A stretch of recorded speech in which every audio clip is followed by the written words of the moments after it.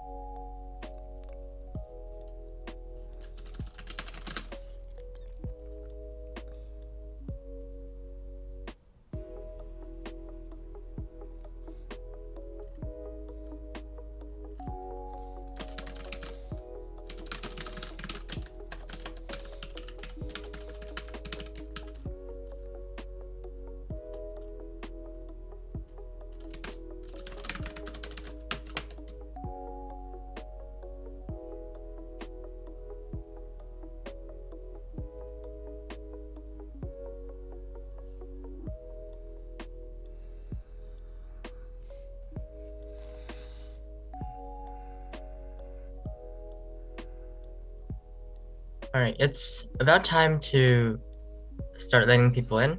So let's open the.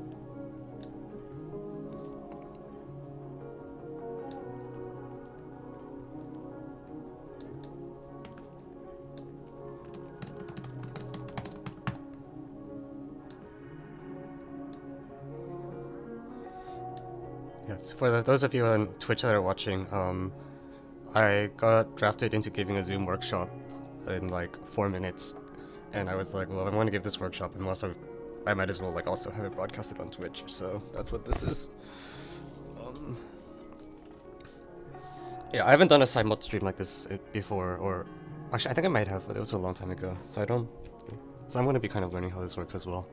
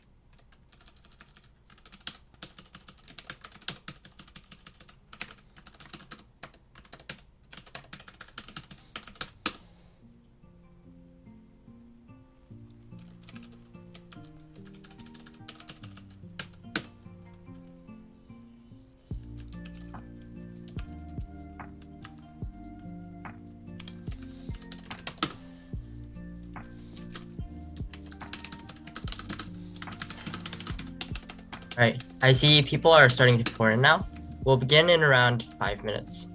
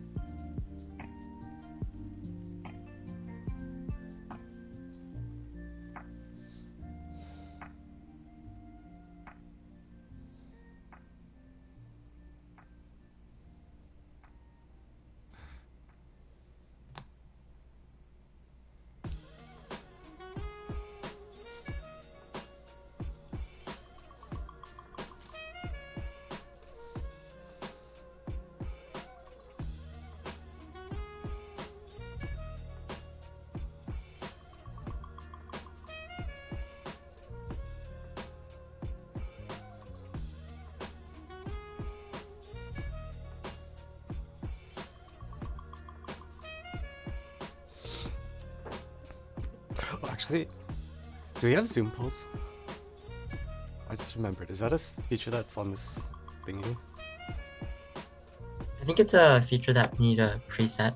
Oh, never mind. Okay. Whatever, we'll run with it.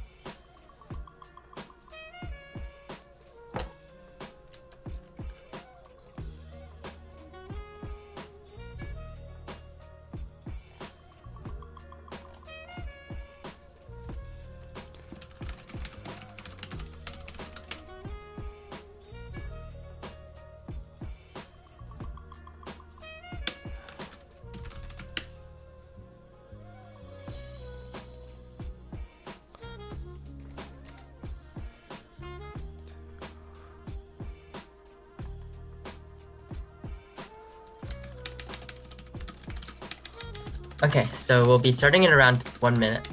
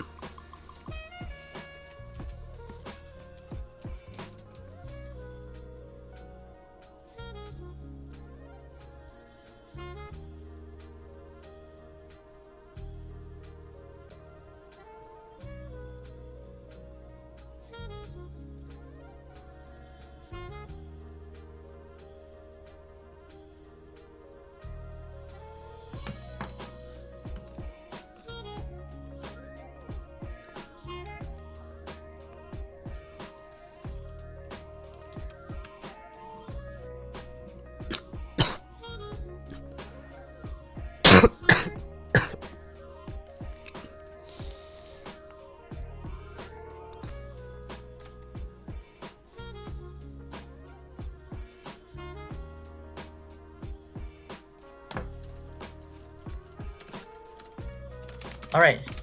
Now that a good number of people are here, I'm gonna do a very brief introduction to today's workshop.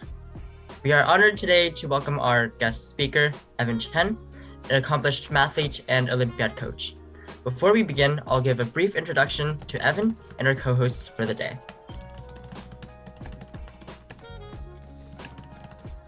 All right. So if you're joining us here today, you've probably seen our poster introducing the event. Our honored guest speaker is Evan Chen. He's an IMO gold medalist, United States Math Olympiad coach, and a math PhD student at MIT.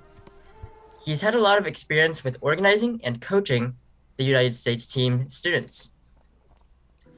As co-hosts today, we have Christopher Cho, that's myself, and I'm the director of the LOGISTEM Math Club. We also have associate directors Grayson Howe from New Jersey and Ethan Poon from Texas here with us today. And so after Evan's presentation, we'll have a Q&A session. We've collected and prepared a few questions from students across the country, and you guys will also be able to send in questions through the Zoom chat box. And yeah, so that's a brief outline for our workshop today. Without further ado, let's get started with the presentation. Evan, the floor is yours. Okay, let's see if I know what button. Okay, let's see if I know what button to press. I want to press this one. No, that's this one.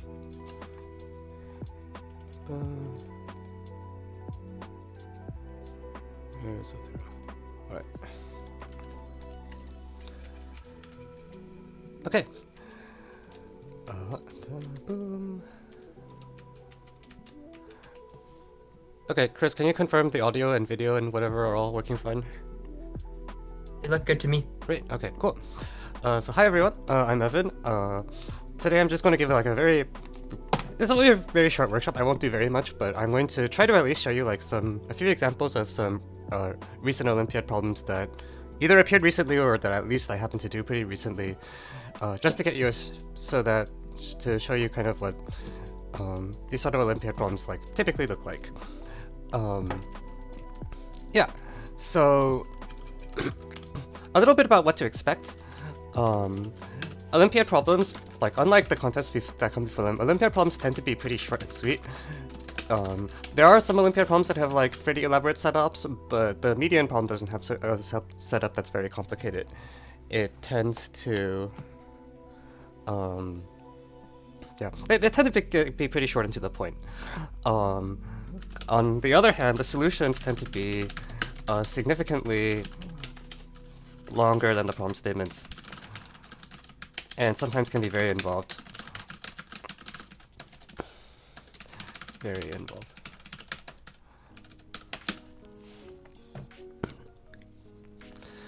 I don't know, what else is useful for me to say?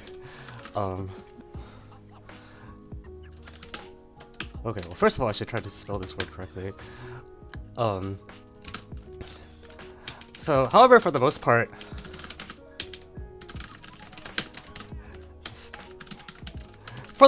anything goes. If you've ever done like a puzzle hunt type event like the MIT Mystery Hunt, you know, when people try to explain what the MIT Mystery Hunt puzzle hunts look like, it's very hard to say anything because it's just sort of like the puzzles have so much variance in like how they're designed, and even when you can say something like the usual puzzle has an answer which is like an English word or string, anytime there's some sort of expectation, some puzzle writer will just decide to deliberately subvert it because it would be comedic to do so. Olympiad math problems sort of they're not quite as wild as Mystery Hunt puzzles, but they are like pretty, you can build a lot of stuff out of them. And the art of designing an Olympiad problem is very much like a craftsmanship art where people are very proud of like the good problems that they design. Okay. I also want to very quickly mention that, technical note, many of the problems that we'll see today are really two-part problems, and I'll talk about this a little more. But this is something that you will not see in a short answer contest, because the short answer contest, the answer is typically a single number or expression or whatever. But with Olympiad style problems, you'll often run into these problems where the problem is really like two different parts, because the problem will either ask for like find all values of something or find the best possible value of something and so forth. This will make more sense when I do like some more concrete examples in just a moment. But I want to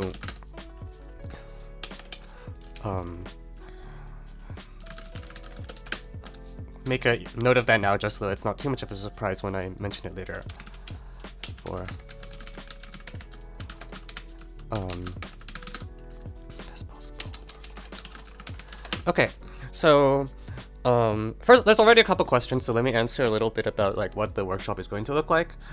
First of all, someone asked me, are we going to discuss the Amy? The answer is broadly no. I don't really have anything in particular against the Amy, but I've already picked a set of problems that I was planning to do today, and none of them happen to be Amy problems. There are Amy problems that can very easily be rewritten into Olympiad problems, but they don't happen to be the ones that I have on my list today. Second of all, if you have math questions, or as I'm speaking, those of you that are watching on Zoom should just feel welcome to like type them into the chat, and I have the Zoom chat open, so I'll be watching that the entire time, trying to answer questions. Those of you on Twitch, well, if you're on Twitch, you already know that there's a Twitch chat, so I'll also be watching that. That's the chat that's on the bottom of the screen right now. And for those of you that are wondering what Twitch is, I'm actually broadcasting this workshop to 2 platforms at once. So I'm broadcasting it to Zoom, like, you know, as part of the workshop, but I told my computer to also just like stream a copy of whatever I say onto twitch.tv. The content will, by definition, be exactly the same, so it doesn't matter which side you're on. Just welcome to the show. Okay. Any other questions about what's happening before I actually get started?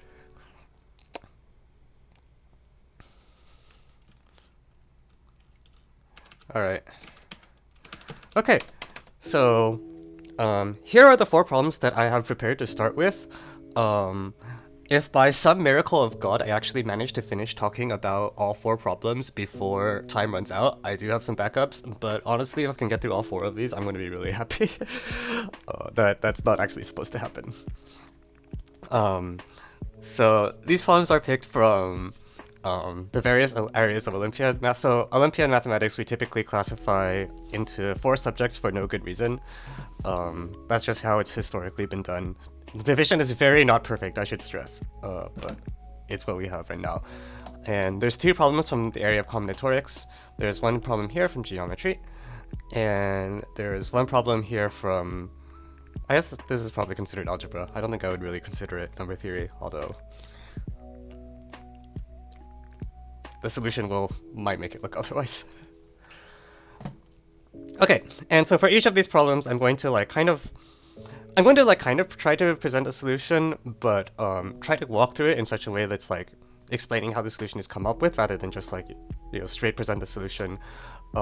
If you want explicit written solutions to the problems, all 4 of these problems should be on Art of Problem Solving. I think I've posted solutions to everything except the B4 because someone beat me to posting the good solution there. But the talk itself will be a little more fluid. Okay, so now I have to actually pick which one I want to start with.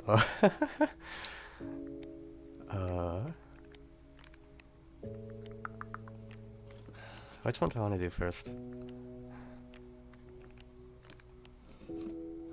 Let's do the coins, why not?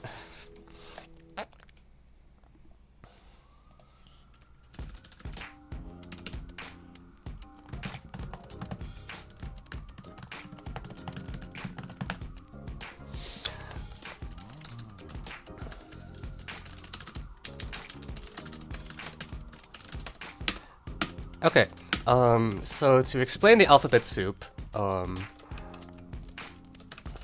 on, not now, alright. Okay, to explain the alphabet soup, PHEMO, I guess I should write out the expansion, is the Pan American Girls Math Olympiad. It's a very new contest, 20 2021 was the very first year. And the problem goes, you have a bunch of coins numbered 1 through n, which you place around in a circle. And starting from the coin 1, what you do is you jump clockwise equal to the value of the coin you're standing on. So, starting from the coin 1. And you would like to find all values of n for which you can arrange the coins such that everyone gets visited. Evan, the screen is a bit blurry. Oh, I should do, okay, let me do an explicit share screen. Okay, let's see. Press that button.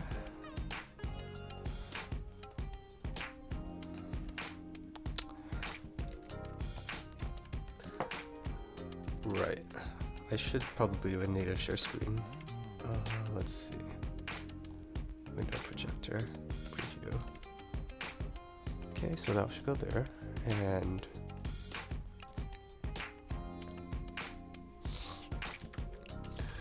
okay, Chris, if I do that, is the screen still work? Like, am I still moving in the picture?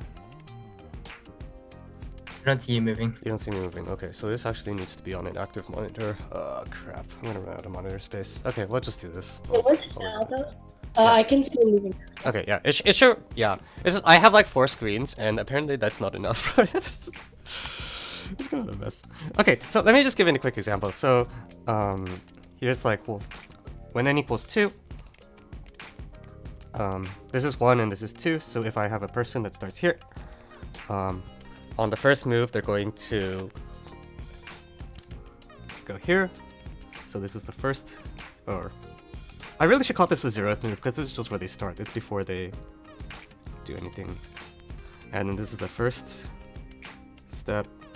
And then after that, they just, because 2 is the entire thing, they kind of just go around and circle there the whole time. For a little more complicated example, oh jeez, already messed up. Sorry, these are supposed to be clockwise, not counterclockwise. No, this is clockwise, this is fine.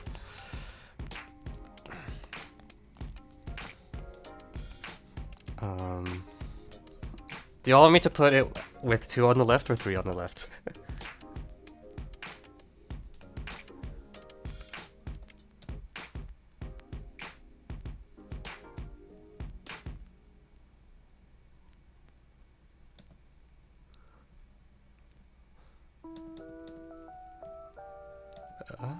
Okay, I got 3 on the left first, so let's do that. Okay, so here's my person starting out again. And so, this is on the first step, and then after that they go 2 steps clockwise. So they go back here, and they're back here for the second. So this is actually, this example, it does not work out for us, because we wanted one where every coin was visited, but our person is going to just move between this places 1 and 2 indefinitely. This coin is never used.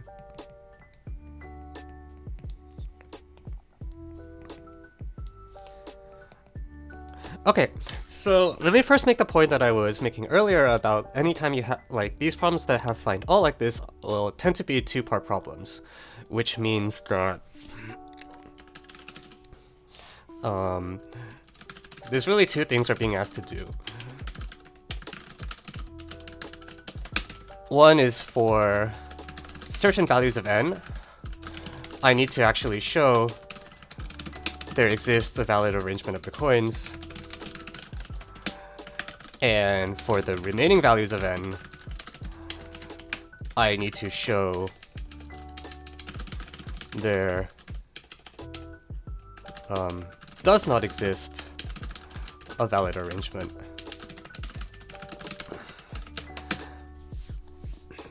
And what's worse is that I don't even know which values of n are which at the start. I just have to eventually try to figure out, like, which values of n are the good ones and which values of n are the bad ones. And if I am confident I know which one is which, then I know, like, what two subparts I'm trying to do. So if we look at the examples that we have so far we see this n equals 2 is good. So n equals 2 is good because we already found a single example that worked. N equals 3, we tried one example and it didn't work. On the other hand, if you try the other example, where it goes instead of 1, 2, 3, it goes 1, 3, 2. This example isn't actually any better, because when this person starts here at time 0, after a single move, they end up here at the first step. And then what you're starting to notice really quickly is that whenever I, hit the coin that's numbered n, as soon as I hit the coin that's numbered n, nothing ever is going to happen. Because the person now goes a full length around, and goes back here for the second step, and the third step, and so on.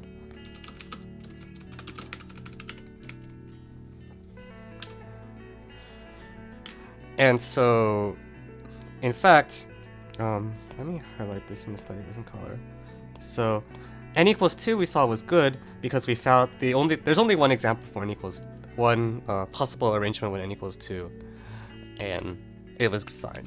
For n equals 3, there's like 2 different arrangements, and none of them have the property that we want. So we know this n equals 3 is bad for us.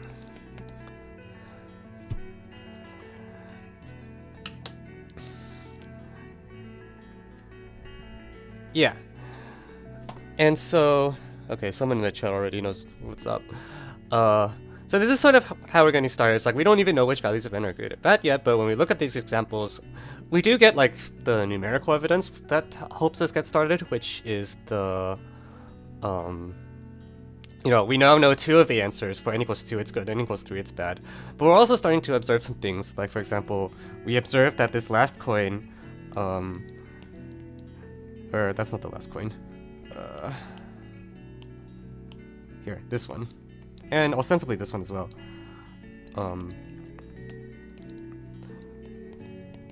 The last coin you hit must be n in order for you to have a chance of working. Because if you hit the coin n too early, you just get stuck there forever. And after you reach n, you have no possibility to visit anything else.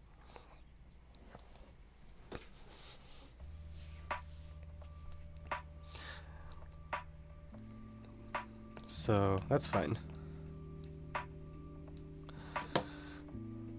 So if our last coin has to be n, this sort of feeds us an observation, which is that, okay, our last coin has to be n, and so our journey must consist of starting from 1,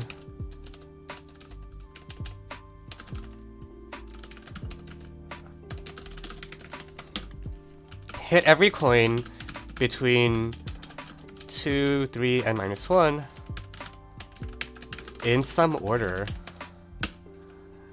and land at the coin n and stay there forever.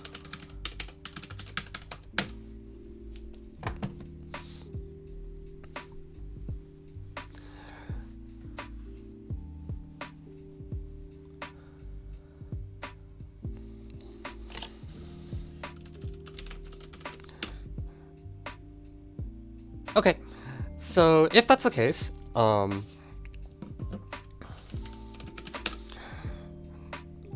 when we get observations like this, we can try to see if they tell us anything about what our original goal is. So we wanted to try to like rule out some n, and if we know this is happening, what it gives us is that at least we can try to extract the total length of the journey. So yeah, some people can see what's up already. So consequently, the total length of the journey, journey, before hitting coin n ought to be exactly, so we don't know what order these coins in the middle are going to come in, but addition's commutative, so we can still at least get a total length. We know that we're going to take exactly 1 plus 2 plus 3 plus n minus 1 equals, I know, is this like, I never remember whether it's n minus 1, n minus 2, or n minus 1, n. I think it's n minus 1, n. Half n minus 1 steps. So to make that into a more concrete example so that people can follow, when n equals 2, you know, the journey takes 1 step before you get stuck. N equals 3, well, actually there's not much to see here for n equals 3 because there's no good examples at all. But when n equals 4, what it tells us is that whatever example we draw, if it's going to work, starting from 1, and I'll put like a blank, I don't like that. Let's leave it blank. So, I need to take like, I need to hit 1 and then either 2 or 3, the other one, and then reach 4. So, I need to take exactly 6 steps before I hit the coin 4, at which point I will be stuck at 4 forever. So, whatever happens, I need to... 4 has to be wherever is 6 steps away from here. So we can do 1, 2, 3, 4, 5, 6. So if we want to have any chance of this working, we better put 4 over here. And so then that leaves the question, where should I be putting 2 and 3 if I want to try to get my example for n equals 4? Do I want like the 2 on the left or the 3 on the left?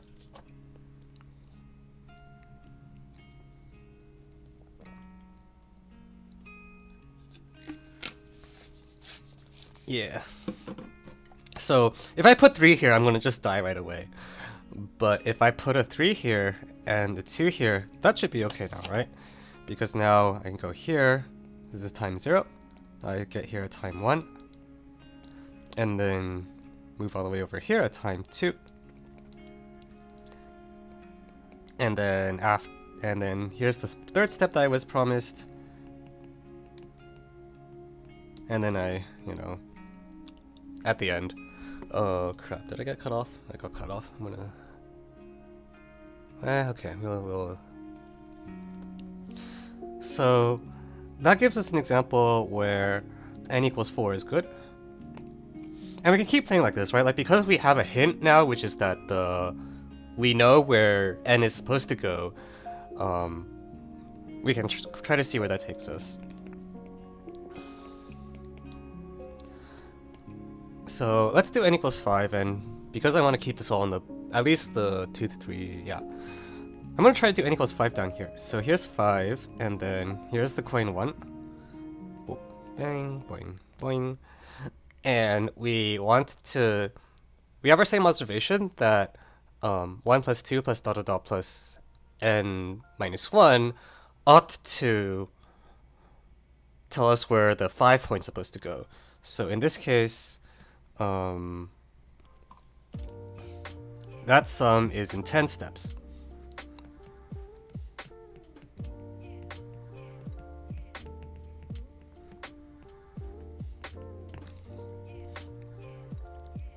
And so we can count, okay, well, 1, 2, 3, 4, 5, 6, 7, 8, 9, 10.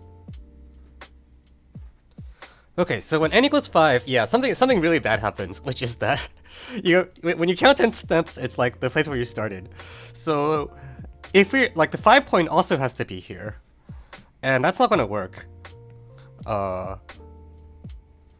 Yeah, you just kind of die, because you're like, oh, the 5 was supposed to be there, but that's where the 1 is. So this is actually bad.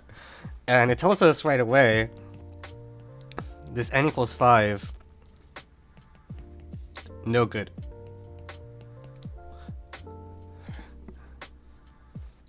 And what you have to do when you see this is like, oh, okay, you know, I have like this foothold now, which is that for some values of n, the first observation that I had is already going to kill off these values of n. So then that begs the question, which values of n does this kill off? E.g., immediately kill the n equals 5 case.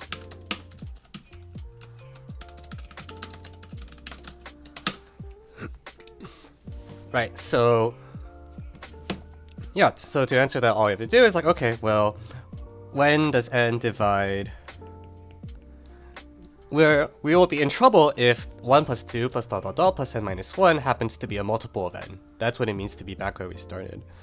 So 1 plus 2 plus dot dot dot plus n minus 1.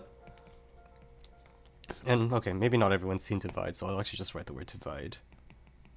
Divide. 1 plus 2 plus dot dot dot plus n minus 1. And as I said, this is equal to 1/2 times n minus 1 times n.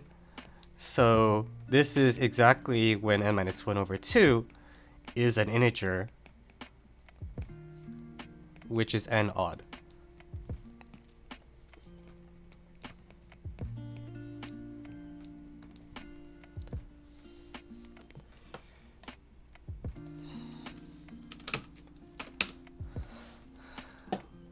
Okay, so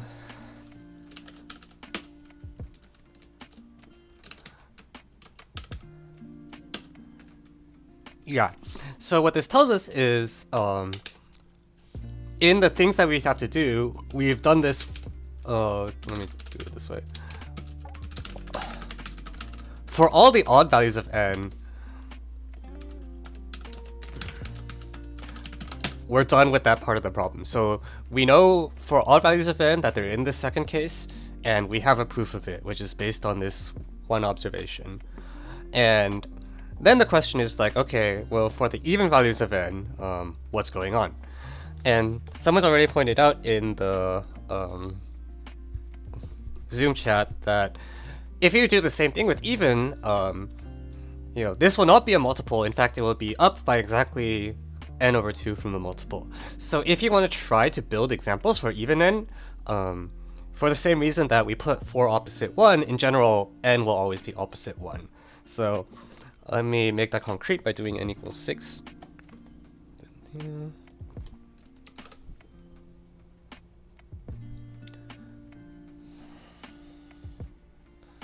Alright. No, let me... There we go.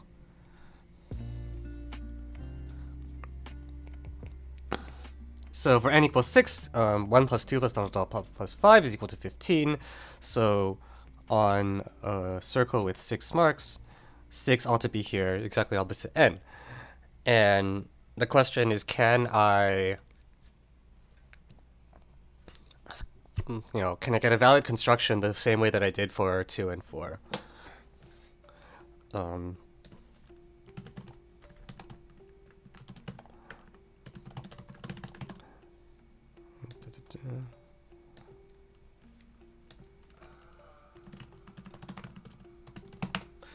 So let's see, what do I want to do?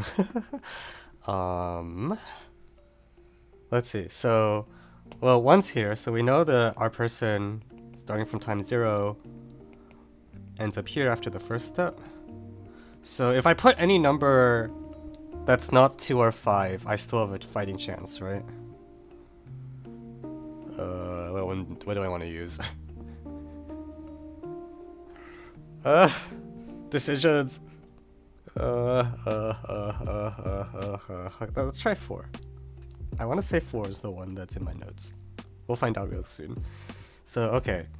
So if I do 4, then after... Okay, after 4 in... So I take 4 steps, I end up here. And now I need to pick a number that's not 4. Okay, that's fine, that's easy. And I want to pick a number that's not... Yeah. Okay, so, some people already figured out a construction. So, I don't have great advice on how to decide what to try besides, this is n equals 6, there's literally like, at most like 24 cases, so just like, spend 5, you can try to be smart about it, but I don't think it's worth it. Just like take 3 minutes of your life and like, try them all. Here's one that does work. Okay, I think this one will go through. So for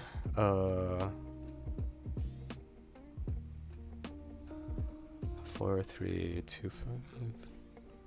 yeah. 4325 will work. There is one other one that works that someone else suggested in the Zoom chat already, which is 4 3. Let's see. 5 2. So here you go here. Dun, dun, dun. Okay, cool. So it's looking pretty good now because for all the odd end, we found an obstruction, and so far the lack of that obstruction seems to be the only thing that's been stopping us so far from getting examples. And now we know that n equals 6 is great.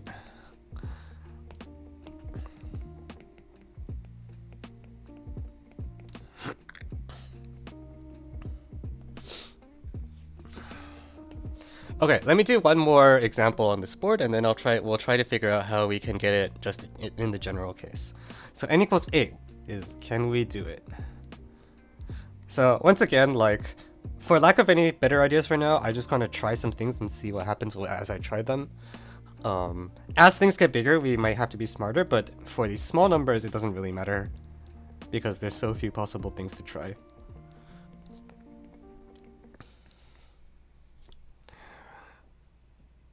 When eliminating the odds, so there's a question in the chat that says, when eliminating the odds, would it be by contradiction? And the answer is yes. That's exactly what we did.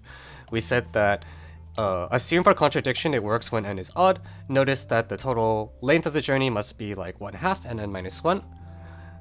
And this tells you that 1 and n occupy the same spot, contradiction. Doesn't the second case for 6 not work? Did I mess up? 1, 2, 3, 4. Oh crap. 4 3 2 5. Never mind. Yeah, you're right. Wait, I thought this was okay. 1 4. Do I want like?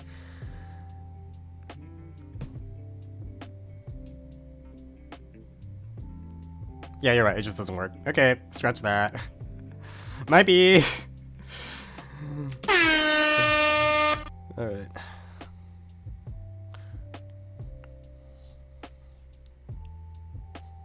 Okay, that means I can move this a little up.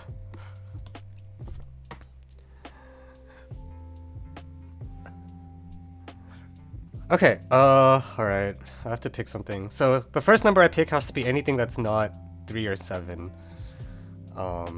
What did I do last time? Last time I picked 4. So 4 brought me to the left of 1. I guess I could try that again, right? If I want to go to here for my third step. So it's almost like rather than deciding what number to write, I decide where I want to go and see if I'm allowed to write the number, which I am. So here's 0th step, first step, second step. And what's a good number to pick? I think this will work. I'm also let's try it. I want to kind of do the same thing where in the previous example, what it would look like we did, we zigzagged from left to right. So if you look at the n equals 6, what we did is 1, 2, third. This third step was here. The fourth step was here. And, things were great. So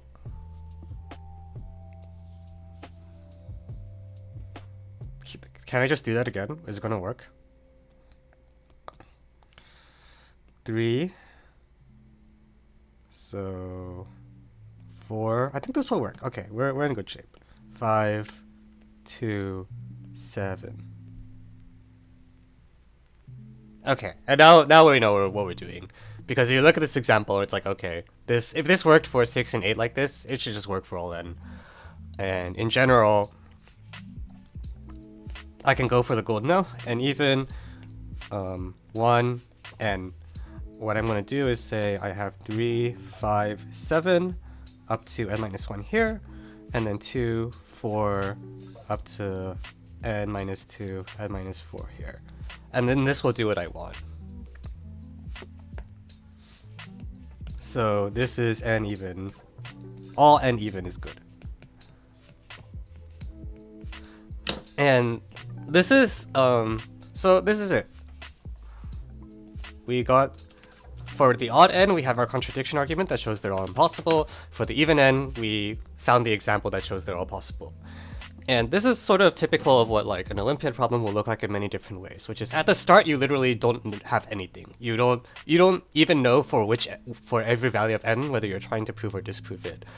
And gradually you try to like get little bits of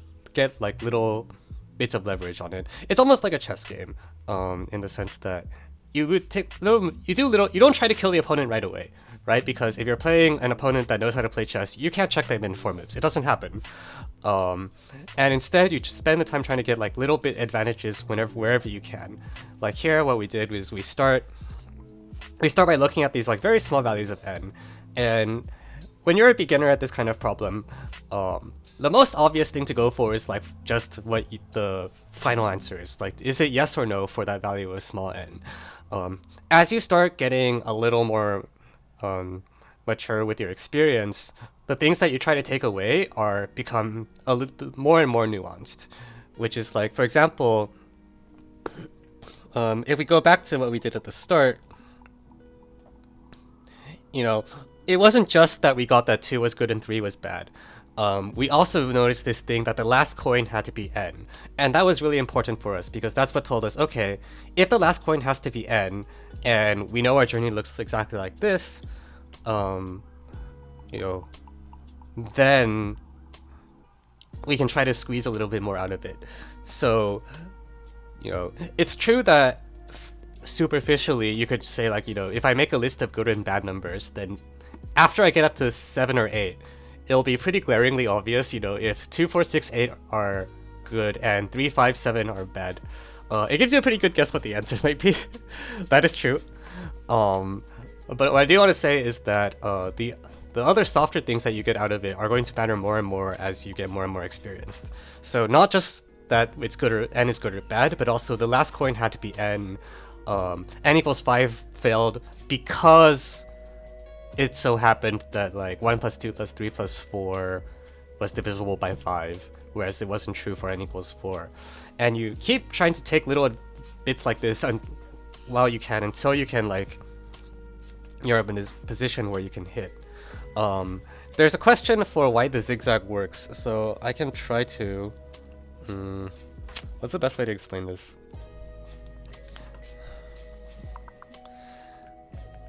Here's 0th step. Here's the first step. So, what I want to say is like n minus 2, it will be easier if you think about it rather than n minus 2 clockwise as 2 counterclockwise, which is the same thing. So, this arrow here, I can draw it really like this, and say 2 steps counterclockwise. That'll be easier to think about.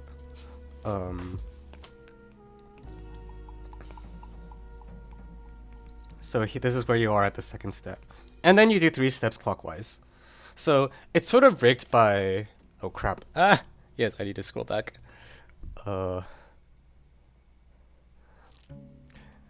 Yeah. The reason that the zigzag works is basically because the n minus 2 really means go 2 back. So if the instructions you get are go forward 1, go back 2, go 3, forward 3, go back 4, go forward 5, etc., you do get a zigzag. So the zigzag part is not the part that's impressive. The part that you're happy about is that you actually just end up using all the numbers exactly once. Because zigzagging is fine, you obviously will hit every location exactly once.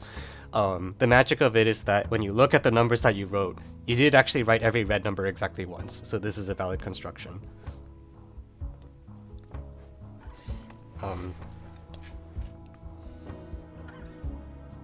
Yeah.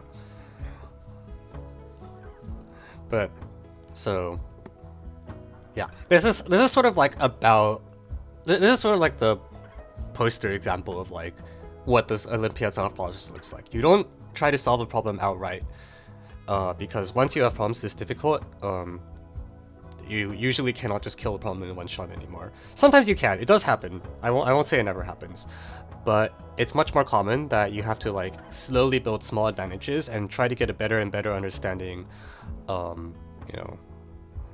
because you could see that as the whole time we were going through, we very gradually got better understanding of the solution. We didn't just like make a magic jump from one point to another. There are problems that do look like a magic jump, and those problems are really funny because when you show people the solution after the test, they get really mad at you. Okay, so I'll pause a moment for any other questions about this example before I like pick another one to do.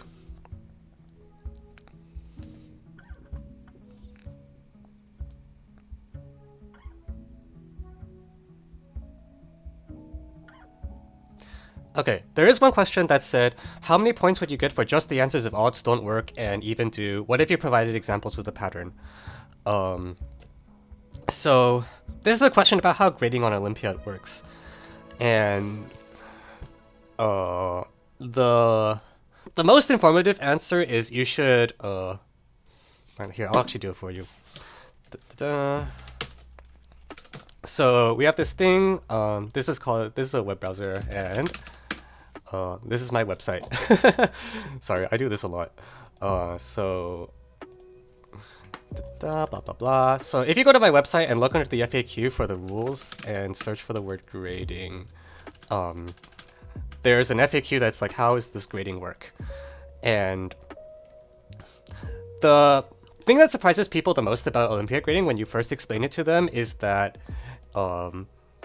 most of the time your score is either 7 minus loose change or 0 plus like spare change. The intermediate scores 3 and 4 do not occur a lot. We usually say you either like basically solve the problem or you're missing at least one key idea. And depending on what country you're from, the standards for like how much loose change you get will vary a lot. If you're from the United States, loose change is very scarce. If you are from Sasha keeps telling me Ukraine is much more generous than the United States. I'll totally believe him because I think the United States is super strict. Actually, I think almost every other country is like more generous than the US. I'll just leave it there. But like for a problem like this, very often, we had the two parts of this problem, right? We had an even case and an odd case. You'll see a rubrics that just say 2 plus 2 equals 7, which means if you get half the problem, you get 2, like either half. If you get both parts, then you get 7.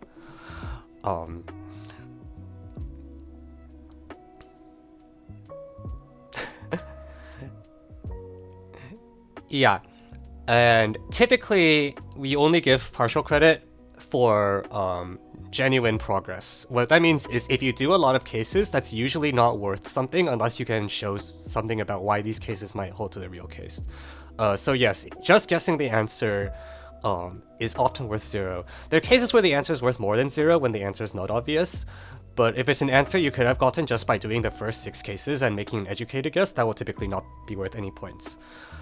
There's another question that goes, for the construction, would it be sufficient to just draw the diagram, or do you need to justify being a valid construction? This will, again, also depend on what country you're in. I would say the rule of thumb that you want to follow is that you need to write enough detail that someone who did not solve the problem could not plausibly write the same thing you did. Because when you are a grader, every time that there's a detail that's missing, you either have to decide either the student didn't write it because they thought it was obvious, or they didn't write it because they didn't know how to do it and don't want us to realize. So I think for this specific thing, if I just saw the construction, I'd probably let it go, because when you look at this construction, it is actually pretty clear that why it works. I would be extremely surprised if someone like reached this construction and then after 20 minutes like still couldn't see why the construction was valid. So for this particular example, I would probably let it go. It's possible there are some other United States graders that are more strict than me, but I would say the majority of people would be okay with just seeing the example, because it is actually pretty clear why it works. We don't try to deduct points for not writing obvious things. We try to deduct points if you left something out and we're genuinely not sure whether you knew how to do it or not. Yeah. Any other questions?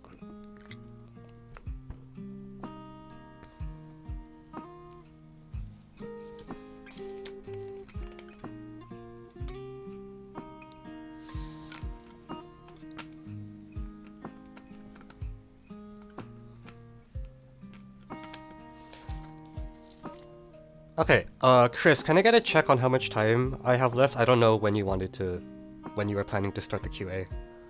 You have around 20 more minutes. And I prepared 4 problems. Okay. Yeah. What was I thinking? Okay, we'll do like 1 more problem because the first problem apparently took 40 minutes. Okay, we should do the geometry then because that one goes faster than the Putnam one.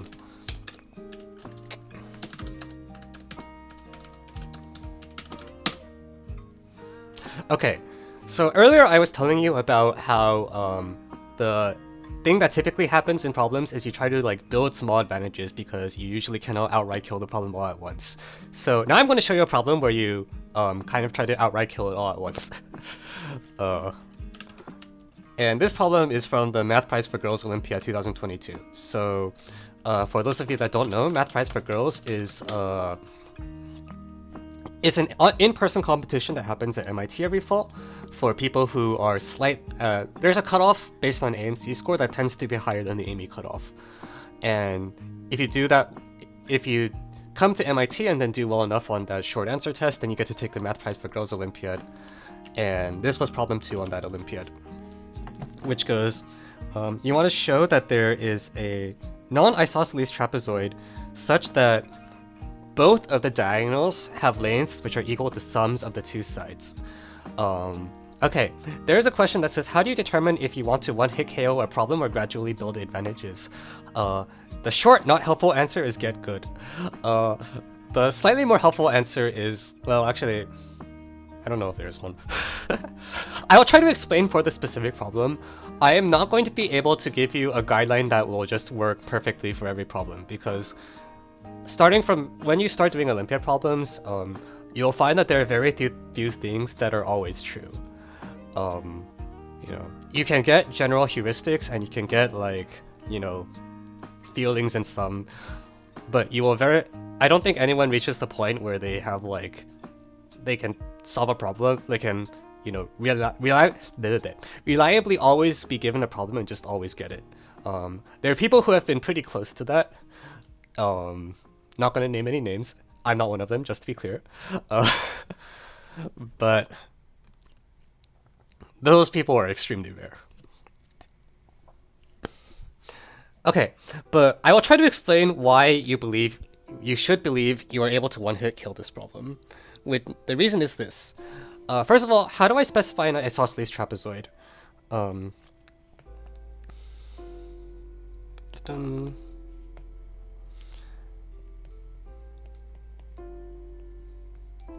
So, oh crap, where's the trapezoid? Okay, here's an isosceles trapezoid.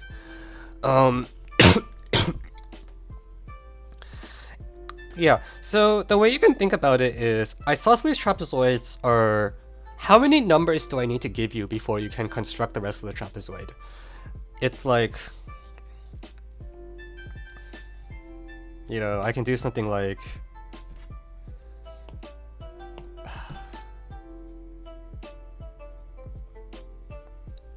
4. I think the answer is 4 numbers. Let me tell you why. Forget these 2 sides. An isosceles trapezoid is built by 2 similar non-isosceles, not isosceles. A trapezoid is built by 2 triangles. If you want to specify a triangle, you need to give me 3 numbers. I don't care what 3 numbers. You can give me 2 sides and an angle, or 2 angles and a side. I guess I don't want 3 angles, because the angles add up to 180, so, you know, 2 angles give you the 3rd angle. But almost any other 3 numbers will work. Like, for example, if you tell me that this is, I need to make up some numbers now. 4, 2, 5, or something. That uniquely specifies a triangle, right? Triangles are specified by 3 numbers. And if I want to build a trapezoid out of it, well, for the bottom half, all I have to do is tell you like one of the sides, right? Because then similarity will let you work everything out. If I tell you this side is length 50, picture very much not to scale because that's how we do things here. Well, that tells you the rest of the lengths. This one is 40, 20. So, yeah, let me write this out. So the top triangle given by 3 numbers, and then 1 more for the bottom.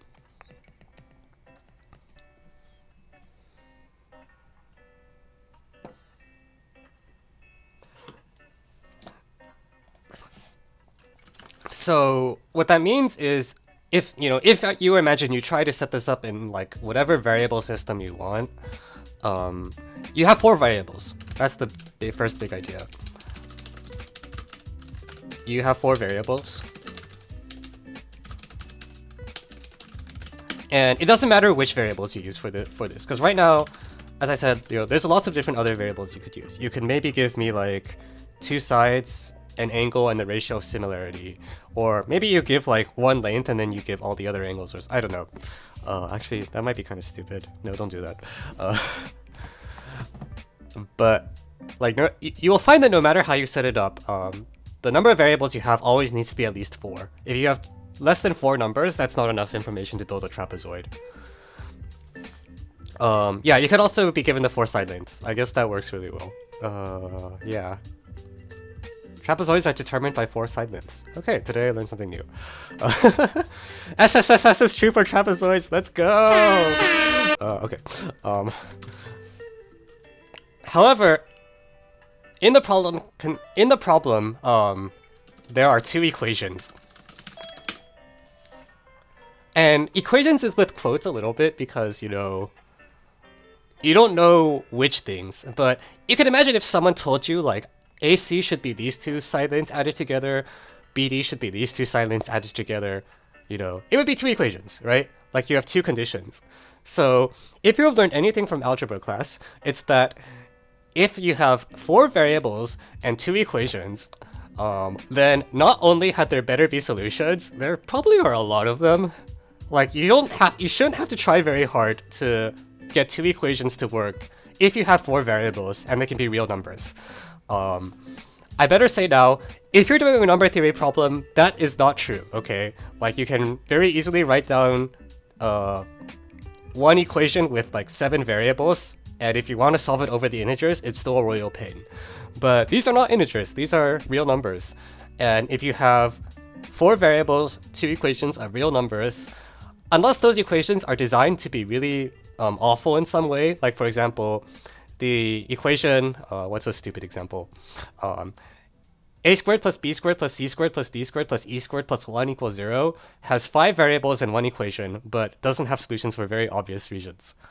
But the equations we have here don't look that contrived. They're just like, well, I should just be able to do it, right? Like, there's nothing to stop me. So normally Olympiad problems, you can't just run them over, but you look at this and you're like, who are you kidding? Like, what? You have 4 variables and 2 equations. I can just run this over, right? Like, no. So that's exactly what we're going to do. And because we have so much more freedom than there are things to do, yeah,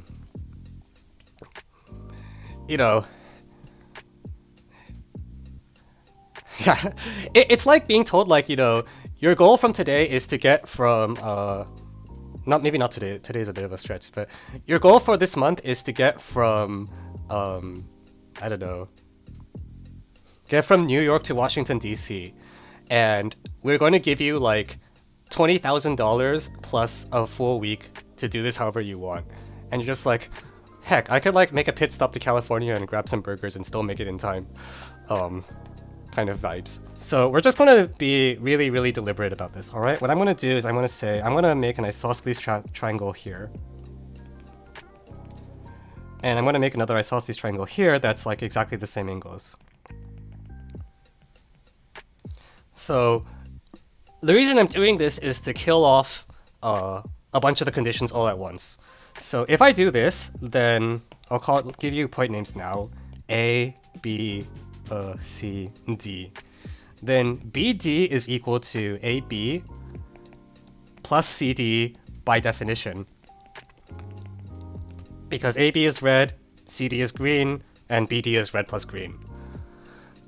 Second, because the triangles are similar, AB is also parallel to CD. So it is actually a trapezoid. And, okay, that's great. And now all I need to do is make sure that, like, let's say, I don't really care. Let's just pick one of the lengths. Let's use this one. I want, like, AB plus CD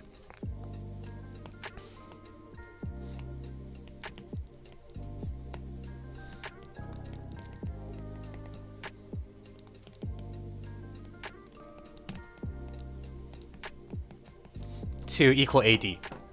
That's the only thing I need to do, and I have a few parameters to do this. Since right now I haven't, I still have like 3 numbers, right? If I tell you the red length, the green length, and the angle, for example, that will work. So I have 1 equation left and 3 numbers. So this really should be doable. All I need to do is figure out a red length, a green length, and a valid angle, and I should be good to go. Okay. So, I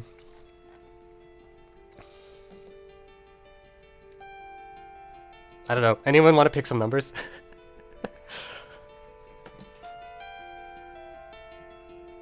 665. You need to tell me what that. Okay, someone said 187. Well, okay. So when I say pick some numbers, you have to actually tell me what the numbers mean, because there's a lot of ways to parameterize this. 1, 4, 3, 4. No, that's 4 numbers. Okay, we're gonna go with 665. As I'm gonna assume that means this 665 here. That I'm not sure if that's what you meant, but we'll go with it.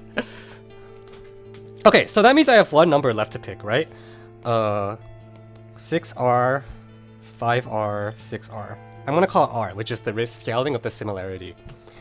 And all I need to do is...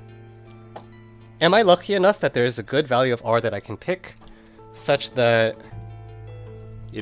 blue equals red plus green? And we now have 1 number and 1 equation. So,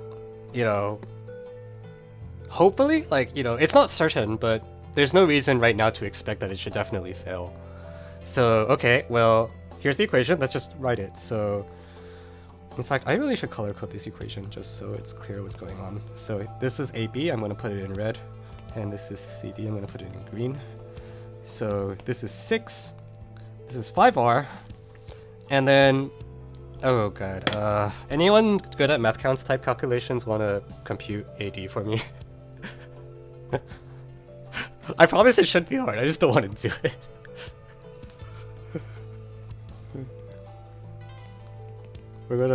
So I'm supposed to cut this in half, right? Because it's an isosceles triangle. Crap.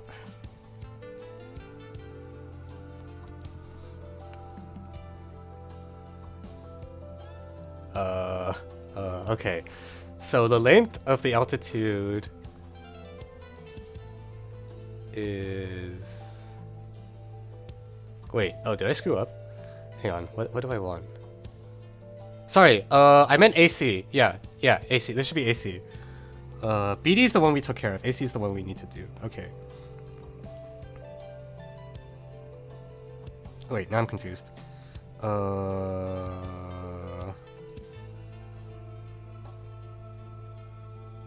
So BD is taken care of. AC is the one we want. I wrote AB plus CD. That's not what I want. That's BD. Sorry. This is how you know you're getting old. Sorry, this is blue as well. Okay, so AC is the red plus green, so I'll just write that. Well, the other red and the other green, I guess. Okay, and then here's AD. Okay, so AD... Oh god. So, by the Pythagorean theorem, this part is 5 plus 5 halves r squared. And also by the Pythagorean theorem, the square of the altitude is like 6r squared minus 5 halves r all squared. Crap, the square root is not big enough. Ah, there you go. Much better. 5 halves r squared. Yeah, okay, cool. So anyways, you should know how, y'all probably know how to solve this if you're listening to this talk, because, CD is 6r. Did I mess up? No, okay.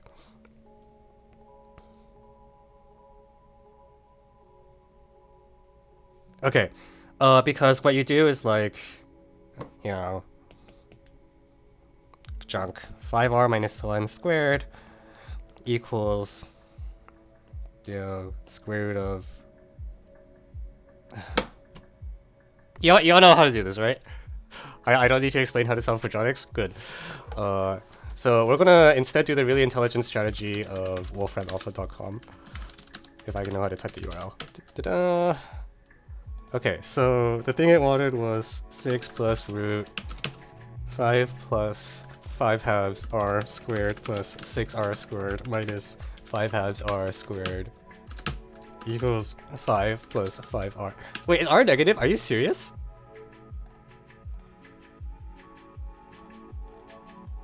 Oh, come on. Really?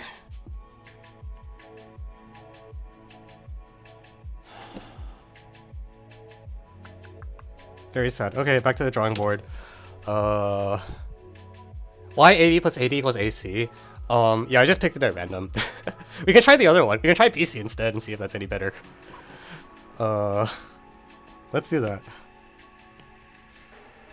AB... No, I can't do AB plus BC equals AC because that violates the triangle inequality. I would want like BD equals... Alright, we're gonna try another one. We're just gonna try them all, and if not really none of them work, I'll pick some different numbers. But, you know, it's one equation and one variable, so I have faith.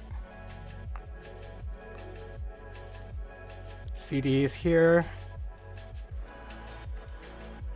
BC is this one. Okay, so same situation.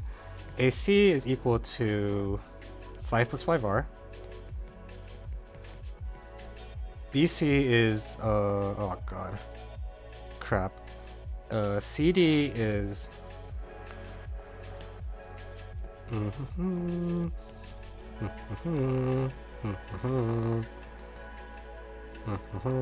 Shit, not red. And B is like, BC is... Okay, so the length of that altitude is, whatever 6 squared minus 5 half squared is. Wait, shit, no second square.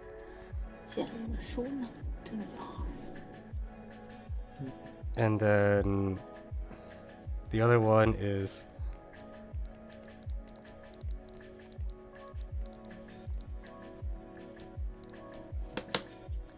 okay, so let me try plugging that into Wolfram Alpha. 6 squared minus 2.5 squared plus... No, I said there's no square here. I keep putting a square there. 5r plus 2.5. Alright. Are they is it negative again? Seriously? Huh.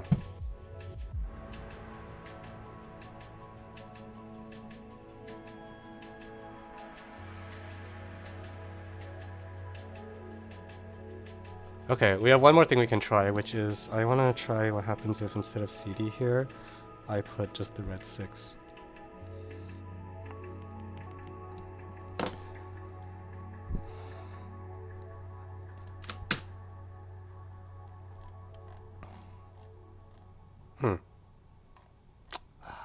Yeah, Okay, so why is this not working? I'm actually surprised. So, if... Let's go back to the equations. If I'm looking at this, then for these things to never match...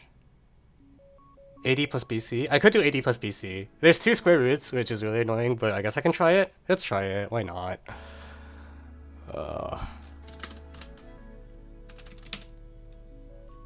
Yeah, I think I picked numbers that weren't great because, like, I think AC is being too small. I think AC is just too short. Like, no matter what value of R you pick, AC is actually too small compared to the other things.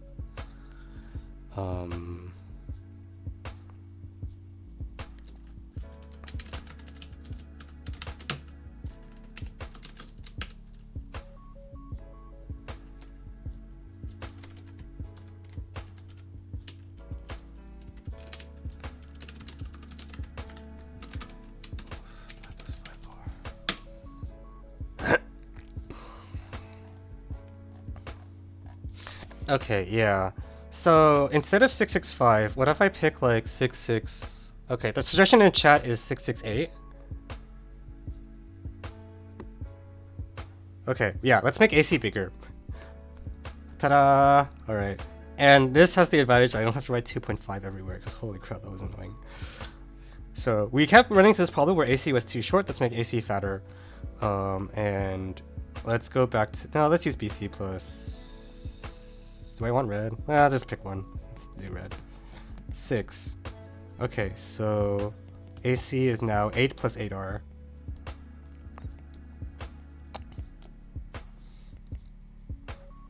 And then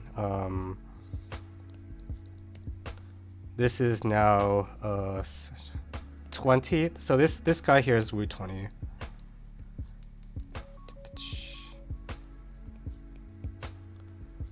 And then the other part is 8R plus 4 squared.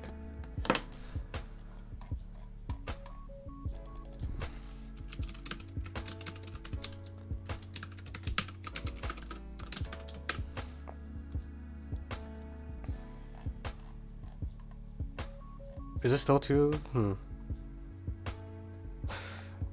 So if I let R be like huge, which side is bigger? I feel like this isn't great because if R is huge, I think I liked AD better than BC. Let's try that. Okay, I'm sorry. I thought this was gonna just work. And apparently the left-hand side is just always too big. If the left-hand side is always too big, I definitely want AD. Because if you imagine R is really huge, you know, BC will be a lot longer than AD, right? Okay, so here's the new AD. 20R squared plus 4R plus 8 squared.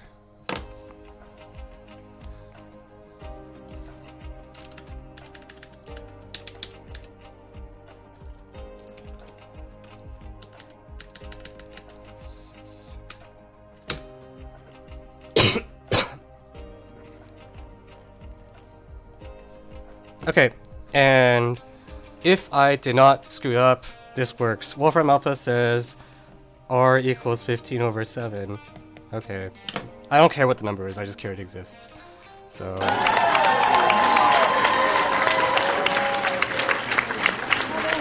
yeah... we did it. That was way harder than... I was just like, there's one equation, there's like 3 numbers and 1 equation. Like, how can we not get this? But okay. Yeah, that took a little longer than I thought it would. Oh god. In hindsight, like, so, because the thing is, if you take R equals 0, it's, which side is bigger? It's definitely, AC is just bigger, right? Or actually, yeah. The left-hand side's bigger when R equals 0, because everything collapses. So what you want is to make sure that on the other extreme, if R is big, then AC is longer. So when we pick the numbers, like 6, 6, 8, 6, 6, 10 would have been actually even better, I think. Like, you just want AC to be longer. And also, you want to pick AD and not BC, because AD is, you know, if you imagine C is really far away, AD only takes half the distance to C. BC takes the whole distance. Or something. Yeah, so now you know why real equations sometimes don't have solutions, which is you have size obstructions.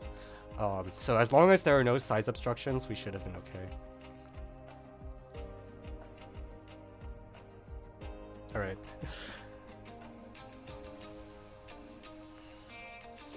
Okay, I apparently have 15 minutes, which means I've... See, the problem is the... Okay, we'll try to speedrun the Putnam problem, okay? I don't think it's gonna work. I can probably do half the Putnam problem, and that's about it.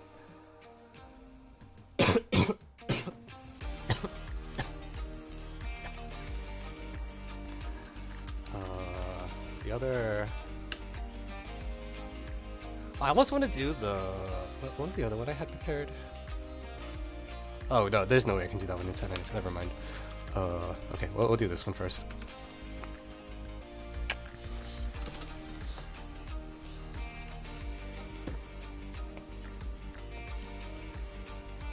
Okay, so this will look a little more like the first example, where I probably because it's find all, I don't even know what I'm trying to do yet.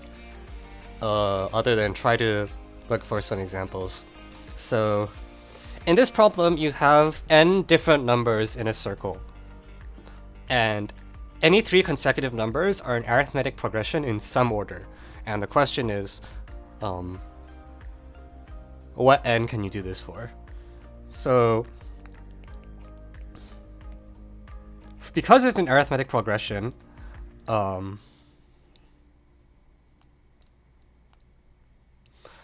what I'm going to do is I'm going to shift and scale the numbers so that the first 2 numbers are 0 and 1. And this is okay because if I shift, shifting doesn't break arithmetic progressions, neither does scaling. So 0 and 1. And then that begs the question like, well, if this is 0 and that's 1, what's this guy? And there's 3 different things it can be. It can be like 2. It can be -1, and it can be 1/2, I guess. Those are the things. And then same thing here. This number, there's 3 different options. So what you find right away is that as soon as you pick 2 numbers, and it doesn't matter what numbers you pick for the first 2, because it's just the same as shifting and scaling. After that,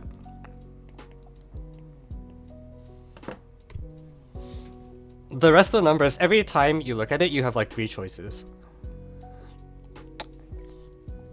And I'm looking at this, and I don't think this works. Oh, there's nothing I can pick that will, yeah, that's not gonna fly. So you can check all 9 of them. I don't think any of them are good. Is that true? Yeah, I don't think any of these are good. Okay, so n equals 4 is not working. And n equals 5, thankfully, it's actually really easy to draw the new example because you just add 1 extra spoke. Okay, so, oh god,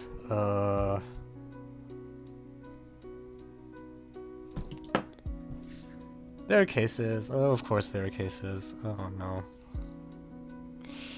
Okay, I'm gonna change this a little bit. So instead of drawing it in a circle, which is like taking up my entire board space, and unfortunately I only have 1 iPad, so rip me. Instead, what I'm going to do is I'm going to imagine it as a line, what I should say is tree. So it's like imagine you have 0, 1, and then after that there's 3 choices, right? Those are the 3 numbers we had before. You can either go down, go up, or go in between. And then from each of these things, each of these splits into 3 choices as well.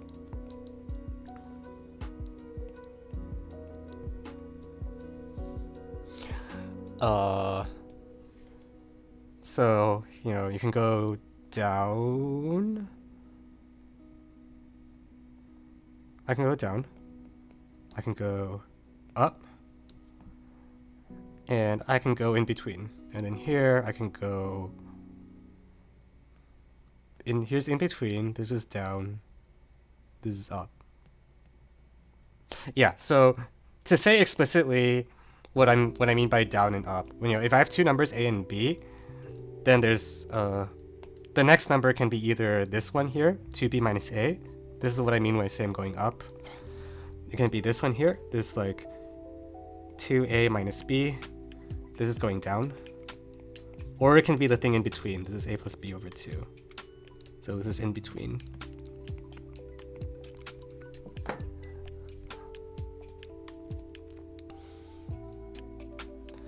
Okay, so yeah, that's that. And in this sense, I don't even have to really pay attention to the other end, because what happens is this tree just keeps going to the right. And what the question is really saying is, when do you get back to 0? Like, when do you see a 0 again? So let me keep building the tree. Okay, here's down, here's in between, here's up, and then here's our zeros, right? 0, 0, 0. So technically n equals 3 is kind of a stupid, but it's like, okay, I got 3's here, but when you got to 4, we already know that we're not going to get anything. What we're going to get is, oh god, I might not be able to keep drawing the tree for very long for obvious reasons. -5, -2. In between +1. This is -2, +1, -1/2. I'm not gonna draw this one or this one or this one because they're the same. 3 I want to draw. 3 is like, okay. Okay, so down is -5. 3 up is here, and then in between is +1. Okay. So you could imagine you keep drawing this tree for a really long time, and it's like, oh jeez. What's going on? Wait, I actually don't know what's going on anymore. What am I expecting to see? There's no zeros that I see yet. That's what I was hoping for. It's like, you know, but sorry. We know there were no zeros for 4. We didn't finish up 5. It's like, do I expect to see a 0? I think the answer is no. Because now that I'm writing this tree, you know, I can take 7 and, well, let's draw the thing after 7 just for kicks. -1, 5, 11. So, this is the point where I do actually need an insight.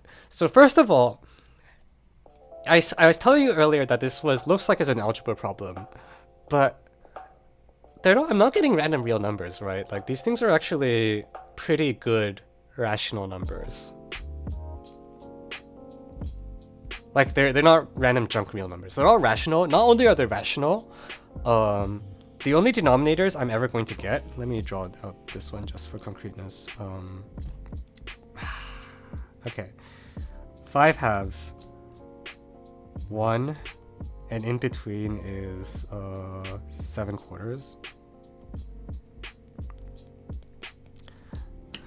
The rational numbers whose denominator is a power of 2. Yeah. So so far we've made 2 observations. Observation 1, it's basically an infinite ternary tree, and we're looking for where zeros show up in the tree.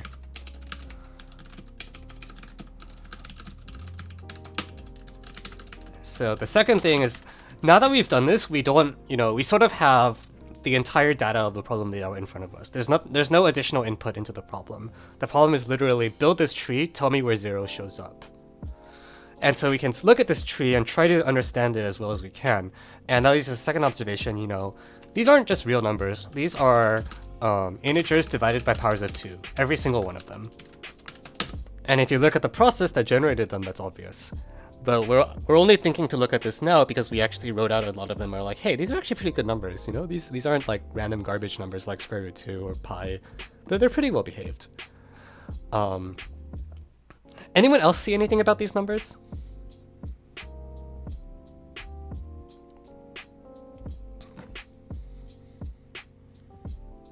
I'll draw one more branch here. This is 1, 4, and in between is 5 halves.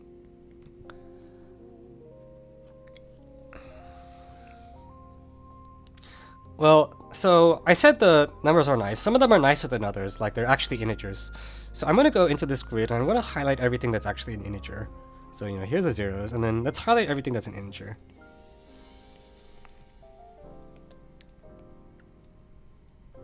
Oh, this whole blob is integer. This is integer. This is 1, 1, 7. These are all integers. 1, 1, 4. Some of them repeat. Anyone else notice anything about... do I want more data? Can I even get more data? It's easier to see on the far branches where you keep going up and down. Like, there's branches where there's never powers of 2. Those are the easiest to read. Like, here's -7, -4, -1, and then here's...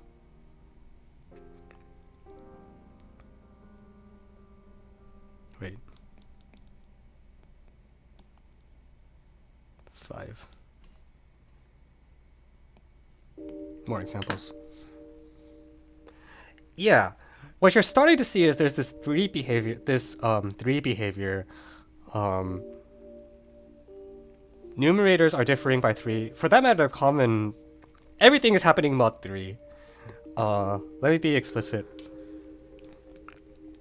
1 mod 3, 0 mod 3, 2 mod 3. And I'm writing this right now just for integers, but if you've done modular arithmetic with fractions, you can take fractions mod 3, it's okay. You only run into trouble if you divide by 0. But all our denominators are power of 2, and powers of 2 are not 0 mod 3. So the powers of 2 are okay, it's okay to divide by 2 if you're working mod 3. And so now you can see what's up with these columns, which is that, hey, wait, mod 3, they just go 0, 1, 2, that's what they're doing.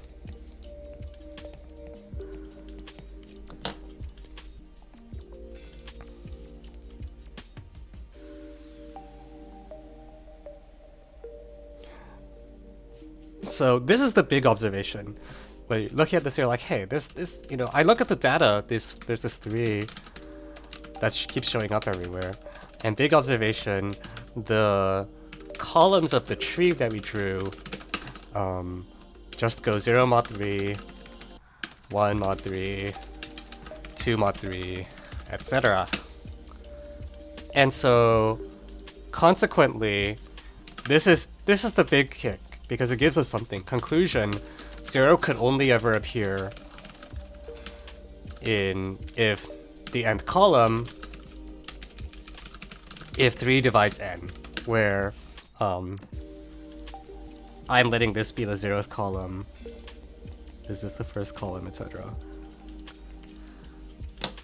So this is a proof, this is actually a complete proof that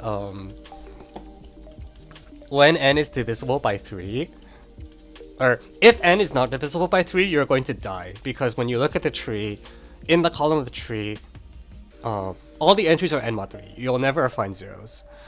And that leaves the other half of the problem, which is, well, can you find 0? Like, is there a 0 that shows up? And the truth is, it's even actually a little more complicated than that, because I will tell you right now, 0 shows up very often, because what you could do is in the tree, there's a path that goes, it's very boring. It goes 0, 1, 2, 0, 1, 2, 0, 1, 2. That's a path in the tree. Which would be great until you notice that the problem requires that all the numbers in this circle be different. And then you're very sad. So the question's actually even worse than this. It's like, can you find a 0 in the tree such that the path to that 0 doesn't repeat any numbers?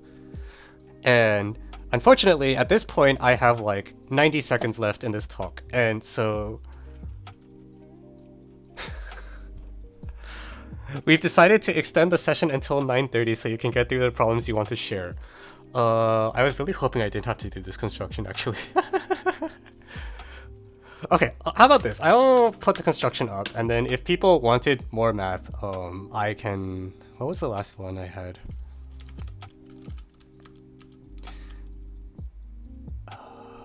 That one's gonna be tough, but I might be able to pull it off. Okay.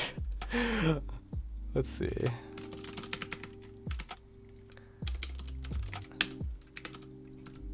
Yeah. So I will just put the construction out here just so you can see it. It's not easy to find, and it would be pretty distracting, I think, if I tried to make it into a story the way I did with the previous constructions, because it's a lot more fudged. So in this case, I'm just going to show what it looks like just so you can like see what the example is. It basically looks like this.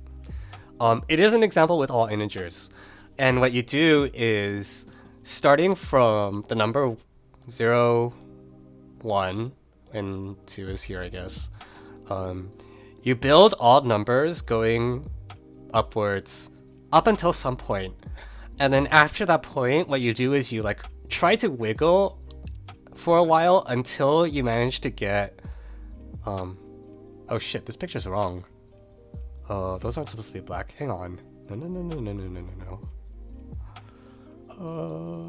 Okay, one moment. We're gonna fix that. Fuck.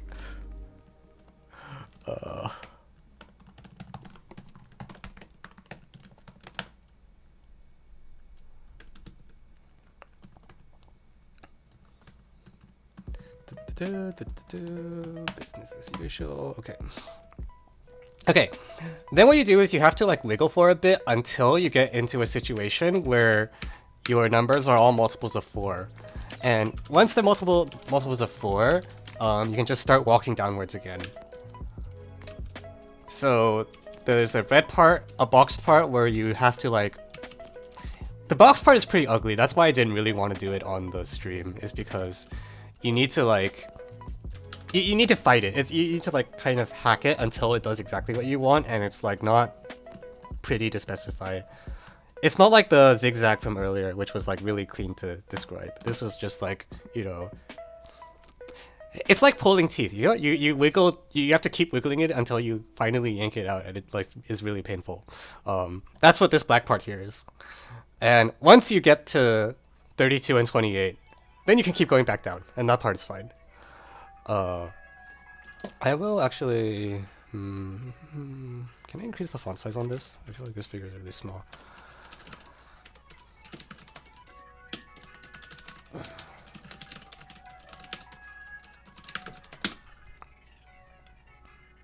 Nope, that's too big, too big. Ah!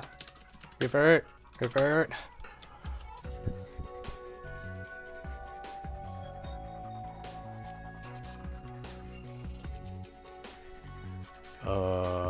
Wow, this is really not doing what I wanted.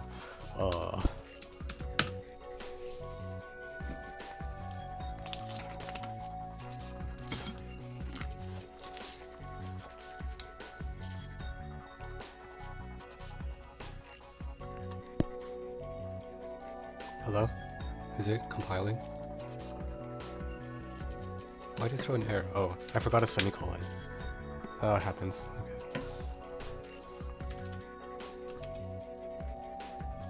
Okay, yeah, this might be a little more visible in the small board, but that's that. Okay, alright, so Chris, when you say I have until 9:30, do you mean 9:30 for problems, or 9:30 is like after Q&A? 9:30 after Q&A. Okay, so I can maybe... Okay, that's fine. Okay, so I will quickly pause here to take any questions about this problem, or I guess the last problem, because I didn't pause for that problem either. And then we'll go on to try to do one more.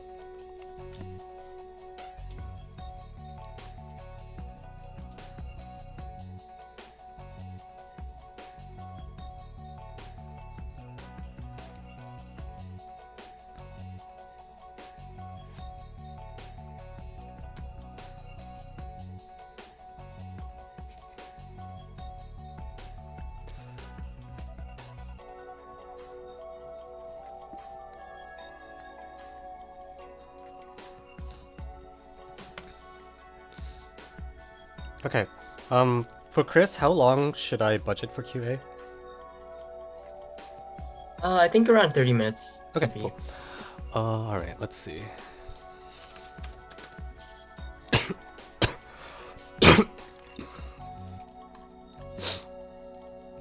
Alright, let's do this one.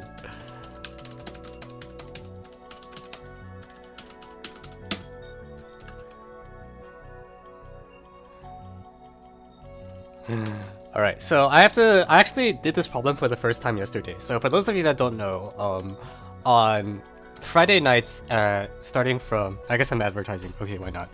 On Friday nights at starting from 8 PM Eastern, I like, solve math problems on Twitch that people give me that I haven't seen before, which is, mostly a source of comedic entertainment, because you get to watch me like stumble around and run into walls, and so on and so forth. But this was the problem. This is one of the problems that I got yesterday, and it took freaking forever. But I got it eventually. So now we can tell the story of that. But if you want to watch, like the original version where I don't know what I'm doing instead of pretending that I'm really smart, check my YouTube channel in like a few days. It should be up by then. Okay, so this is the version where I pretend that I know exactly what's happening because I did it yesterday. Alright, where I'm gonna need space again. So one of the things Olympiad problems is, and this is true for a lot of things in general, there's a set of things that like people are expected to know. Like for example, if you do Euclidean geometry, like in a math competition context, you're just supposed to like know what a cyclic quad is. You're supposed to know what a homotody is. If you don't know these things, then you should learn them before you start trying to seriously solve problems. And that's fine and all, because you know you need like if you want to make art, which is like what these problems are, your audience has to have like seen something before. And what you do is you take like the things they've seen before and you like try to push these expectations a little bit. That's how you make a good problem. And this is okay, let me just show you what's going on. So in this problem, there's this 10 by 10 grid. And what you do is you color some of the cells blue, and a set of cells is bad if it looks like this. Either this or its rotation is considered not good.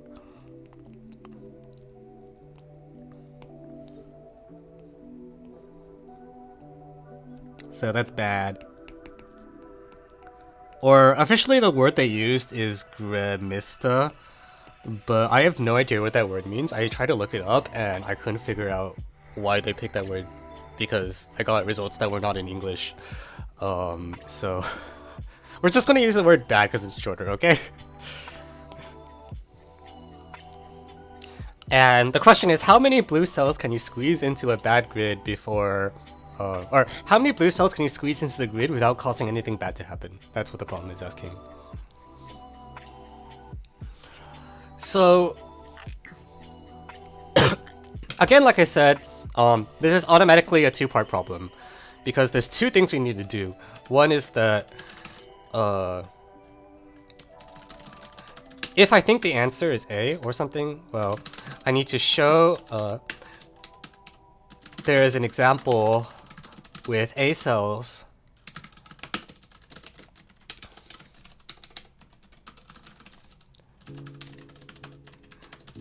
such that, well, A blue cells and no badness. And also I need to prove that if there are more than A blue cells, then it's always bad.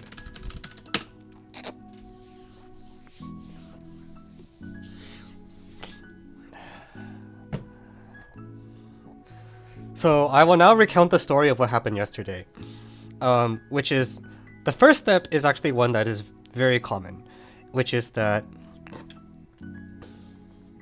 assume no badness. If there's nothing bad happening, then what that means is every time I look at, shit, did I do rows or columns?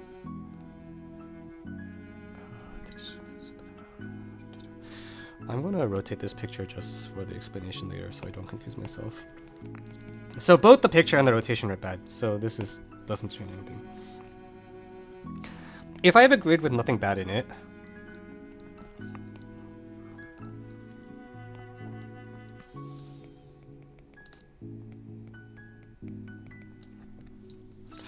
then every time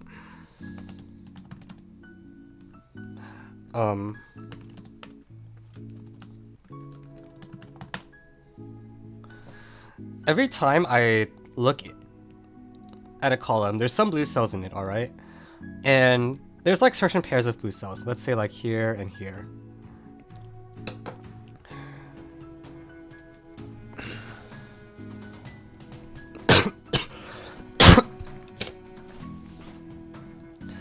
So, if there's no badness, what that tells me is that I shouldn't see green arrows like this in more than 2 columns. So, you know, if I have another column and they have the same green arrows, yeah, that's just stupid. I'll just leave it like that. you know, if I have this is still okay, right? You know, because that's only 2. But as soon as I add a third one, so if third column with same 2 green arrows, then you die. Oh crap, I got cut off.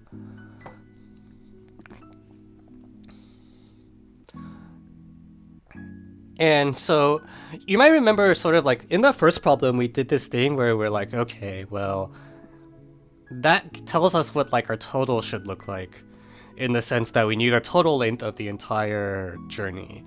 You can do something very similar here, where you say, okay, let's let A1 through A10 is the number of blue cells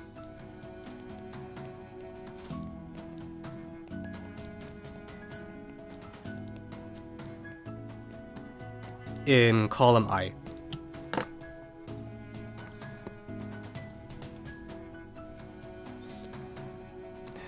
Okay, and what we can do is we can say, hey, for each of these columns,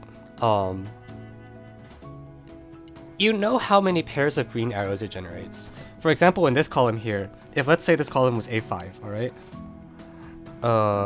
Then, because there's 4 blue squares, there's 6 different pairs of green arrows. 4 choose 2 equals 6. Pairs of green arrows.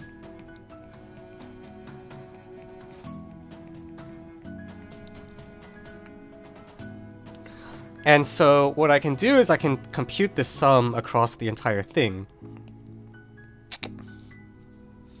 So 1 to 10 of AI choose 2 is the total number of pairs of green arrows. I equals 1.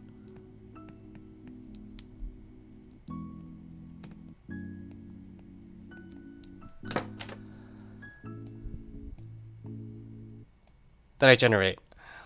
On the other hand, what I know is that any pair of green arrows should appear at most 2 times, right?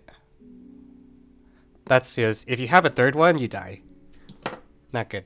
So we also know that this thing should appear, be bounded above by 2 times 10 choose 2. Because there's 10 choose 2 different possible places green arrows can spawn. For every pair, like say for example the first column and the third column, that pair should appear at most 2 times. So I get a bound that looks like this. And 2 times 10 choose 2, was 2 times 10 choose 2? It's like how 90, I think. 90.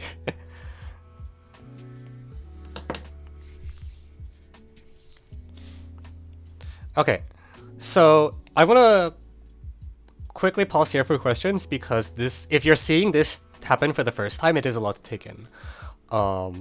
The reason I can do this quickly is because this argument that I've just written down is like really, really standard.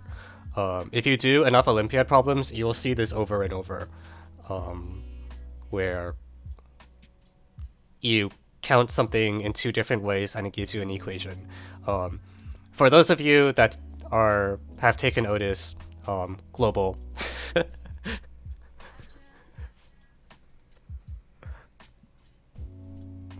That's the word that I use for this.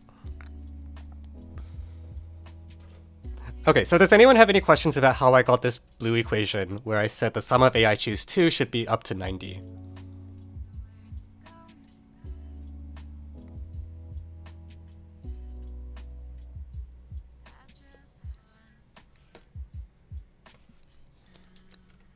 Okay, great.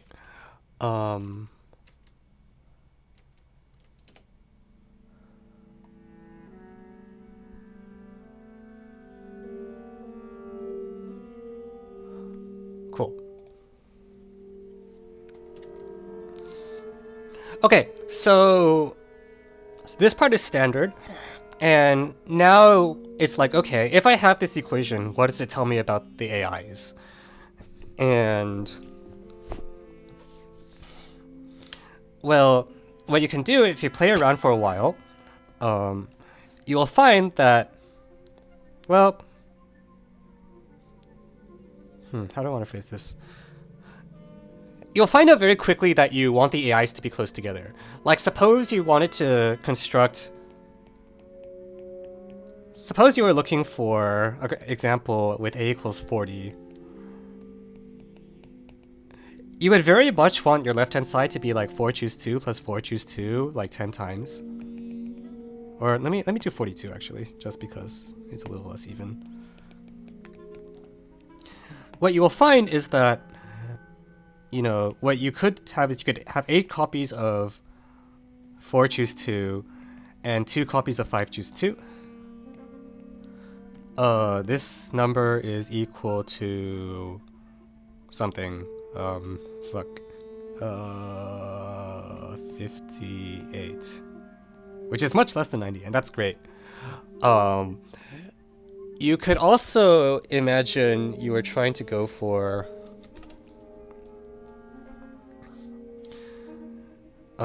what you do not want to do is you don't want to spread the numbers apart. That's the main thing I want to say. Like, instead of 2 times 5 choose 2, you know, 3 and 7 also have the same sum as 5 plus 5. But this one is much worse, because this is equal to 20. And this is equal to, like, 27. And in general, like, because choose 2 looks like x squared, you really don't want big numbers. Like, it doesn't matter if you have a lot of small numbers, that's okay. But if you have, like, a small number and a really big number, you're going to die really fast. Because we are trying to keep everything small. So for a equals 42, you will find that this is the best example in the sense that it makes the sum of the choose 2's. Oh crap, I did not plan that well. Let me write that underneath.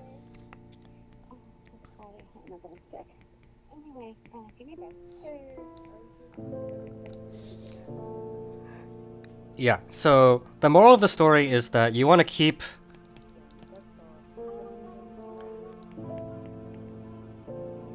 close together because you don't want any big numbers at all. It's like you want to avoid the big numbers at all costs. So for a equals 42, this is the best you can do. And then you're like, okay, well, let's keep pushing it up, right? So what you find is that when a equals 47, what happens then? It's like 7 times 5 choose 2, 3 times 4 choose 2. This is again the best one. Is 88. And for a equals 47, that's the only way to stay under 90. If you try to move any of the weight around at all, if you get one more 5, you're going to die, is what I'm trying to say. And as soon as a equals 48, there is no way to stay under 90. Whereas here, this is the only way.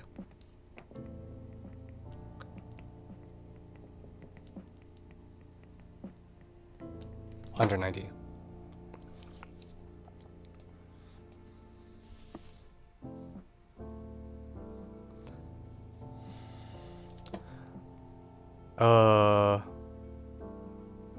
Cool. So what we have now is we have a proof that if A is greater than or equal to 48, if more than 40, if 48 or more cells, you die. Always bad happens. That's such bad grammar. Always bad happens.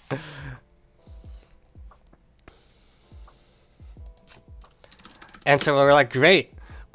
can we find an example for a equals 47? And if you were here yesterday when I tried to construct an example for a equals 47, it did not go very well. Mostly because it doesn't exist. So I will, because I have like not too many minutes left, I will not show you the, well, I was going to say I'm not going to show you the example for a equals 47, but I already gave away there isn't one. I'll just say I was able to eventually get 46, but I just could not for the life of me get 47. And I was looking at this being like, dang it, I'm off by one again. It's like, no, come on! Like, one more! And I remember looking at my example and saying, you know what? I don't have any way to prove this, but I have lots of faith in my example. This example feels really good. I don't believe you can do better. I just don't believe it. And so that means that even though I have this stuff written here where I've shown that 48 is bad, I'm not done with this half yet. I actually have to push it down by one more in order to solve the problem. So the situation became, in the two directions, from the bottom, I did eventually find an example with 46 blue cells. And in order to solve the problem, I need to push down the 48 by one more and show that there's no examples with 47.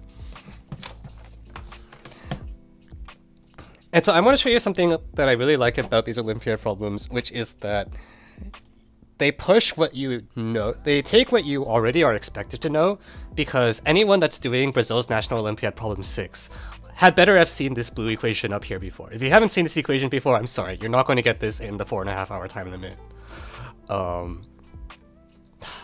Actually, that's not true. I'm sure some people would still get it. But it will be a lot harder.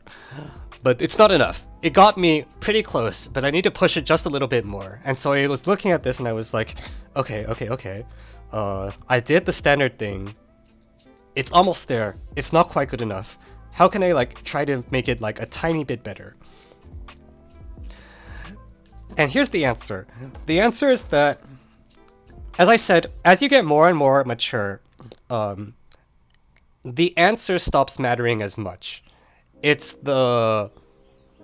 like the properties, whatever that means, that starts mattering. You know, in the first problem I told you, you know, because the answer happened to be n even, you could get away with literally like doing n through 2 up to n through 9 and then being like, oh look, 2, 4, 6, 8 work and 3, 5, 7, 9 work. Don't work. I wonder what the answer is. The higher up you go, the worse off that starts becoming, and the more important it is to like not only know like that, not only know the what, that 2, 4, 6, 8 are good and 3, 5, 7, and 9 are bad, but also the like why and how behind like those yes and no answers. The same thing is going to happen here. If you only pay attention to these numbers, you're not going to finish the problem. Like you know, it's not, the numbers aren't going to change. It's like 47 is possible, 48 is not possible. But the key point to solving the problem is over here. It's the part that says only way to stay under 90. It's like, not only did I show 47 was, not only did I get this number 47, I also can tell you exactly how to get, like, the only way that 47 actually occurs is this combination here. So, to that end, let's assume for contradiction there's a 47 cell example.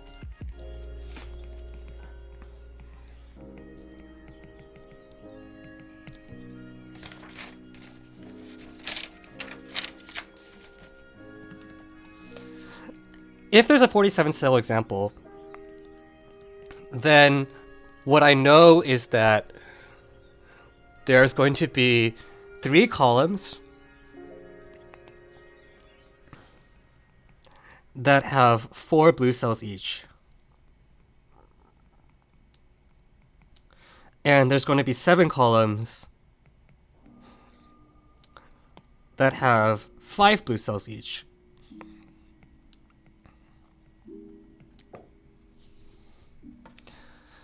And I was looking at this and I was like, that 5 is really big. Like, there's a lot of blue stuff here. Like, it's like half blue is what's happening. And this might be good enough. So, it worked once. We're going to try the same thing again, but we're going to do it the other way. So, what I'm going to do is I'm going to let B1, B2, up to B10 be the number of blue cells in the ith row, but only in these 7 columns. So we're gonna throw away this part of the grid entirely. We're not gonna look at this at all.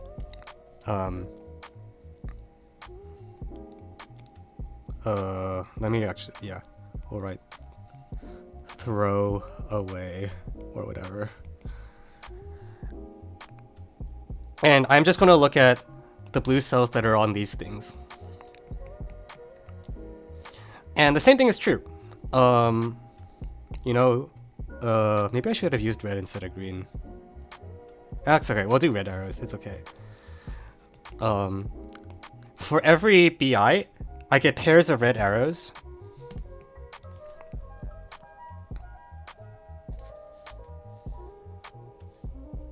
Wait, what happened to my stream? Okay, there we go. And they should appear at most 3 times. So if you do the exact same thing that we did at the start, with counting red arrows instead of green arrows, the number of red arrows has to be at most 2 times 7 choose 2. On the other hand, the sum of the BI choose 2's gives that thing. So now from 1 to 10, the sum of the BI's should be at most 2 times 7 choose 2, which is 42. On the other hand, we also know this time that there are exactly 35 blue cells in this region, because it's 7 columns of 5 each.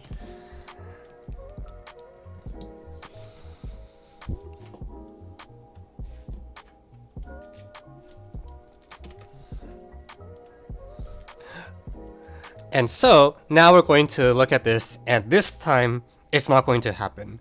Because if you look at 5 times 3 choose 2, even if we distribute the numbers as evenly as possible,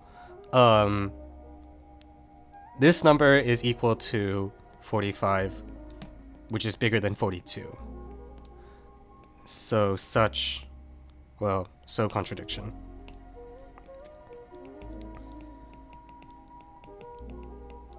So this is even in the most equal case.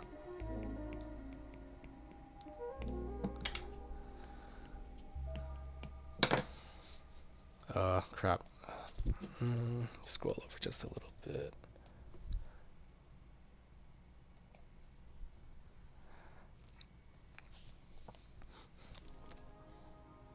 And so that's how you push down the bound by 1. And this is what a lot of Olympiad problems are going to force you to do. Like, you will have a standard tool you've seen before, and sometimes you get lucky and it works outright. You know, on the first problem, we were like, okay, let's just add everything up, and then it outright killed off all of the odd end that we wanted. And it's that's sort of the reason why it's a problem 1, because the standard thing does actually basically do what you want it to do. Whereas this is a Brazil 6, and the reason it's a 6 is because the standard thing does not solve the problem by itself.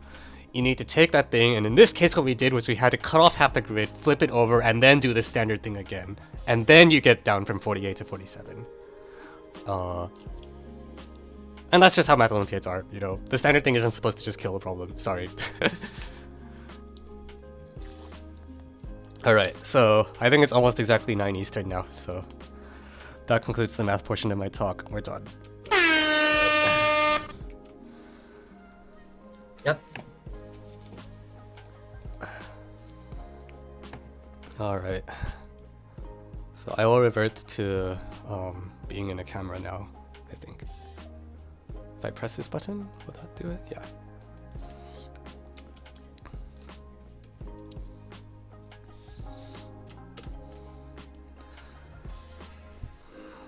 All right. So thank you, Coach Evan, for the wonderful presentation on a selection of exciting and enlightening Olympiad problems. What we're going to do next is a little Q&A with Evan. We've collected 7 questions from students across the country, and after those, we'll also do an audience Q&A, so feel free to chime in through the chat box. And Grayson will be starting off with some general questions. Yeah, so also to clarify about questions, please just message like I think me, Chris, or Ethan first, just so we can kind of like vet out some of the questions that might already be on his website, which I posted in the chat for your reference too. But yeah, okay, starting with the first question. Evan, how are you initially motivated to start math competitions, and what motivates you going onward? Yeah. So, well, okay. I mean, I think the way everyone starts math competitions is that they just take one and have no idea what they're doing, which is exactly what I did. You know, I never heard of this before, and I was just like, oh, why not? And then I was like, oh, this is actually pretty good, because it was the first time that someone gave me a problem on a test, and I like had no idea what to do, and it was great. I think these days, like, I mostly stick around because I really do enjoy the problems a lot. I think a lot of work goes into like the design of the problems, and I really appreciate their aesthetic value. I think one way I can put the analogy is this, which is sometimes when people ask me like what about puzzle hunt puzzles, what I tell them is like, it's sort of like watching a mystery movie, but the movie component is actually more important than the mystery component. Like the mystery is just the genre, but for a puzzle to be good, it should tell a good story. Like in the same way like a good mystery movie is like a good movie. And I think the same is true for Math Olympiad problems as well. I think each individual problem has like the story to tell, and I really appreciate like enjoying all the stories. Yeah. Okay, cool. And then second question, how do you avoid burning out in probably generally just the realm of math competitions for today?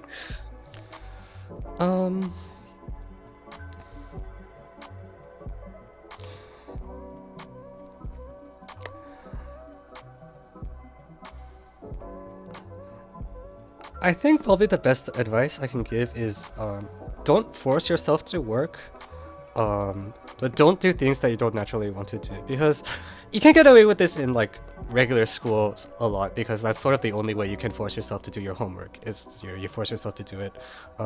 Math competitions are too difficult for you to do that. And you force yourself to work, you are never going to get good results anyways.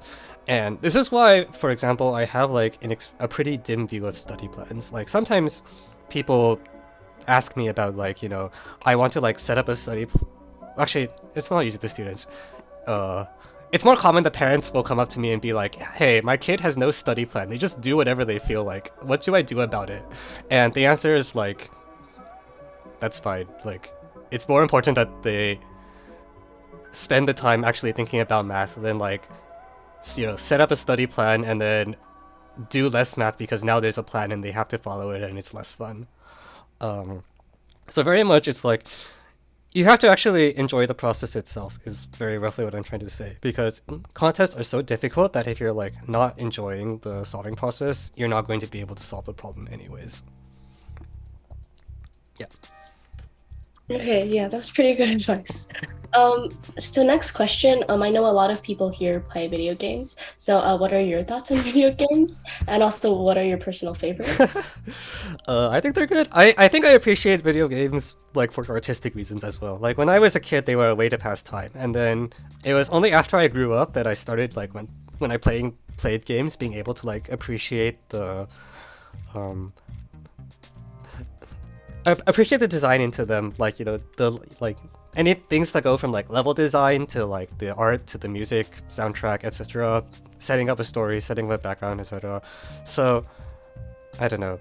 I think these days I treat them as like as a form of artistic expression, the same way that like I don't know, movies, paintings, etc. are also. If you want game recommendations, I'm sure I have some on my website. If you like puzzle games, Baba Is You is really good. I've played a lot of StarCraft as well. That one's not for everyone. That game takes a lot of time investment. What other things are good?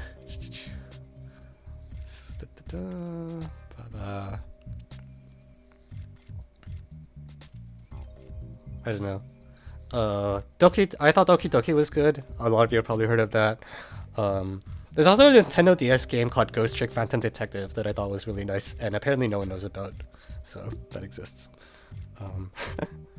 Yeah.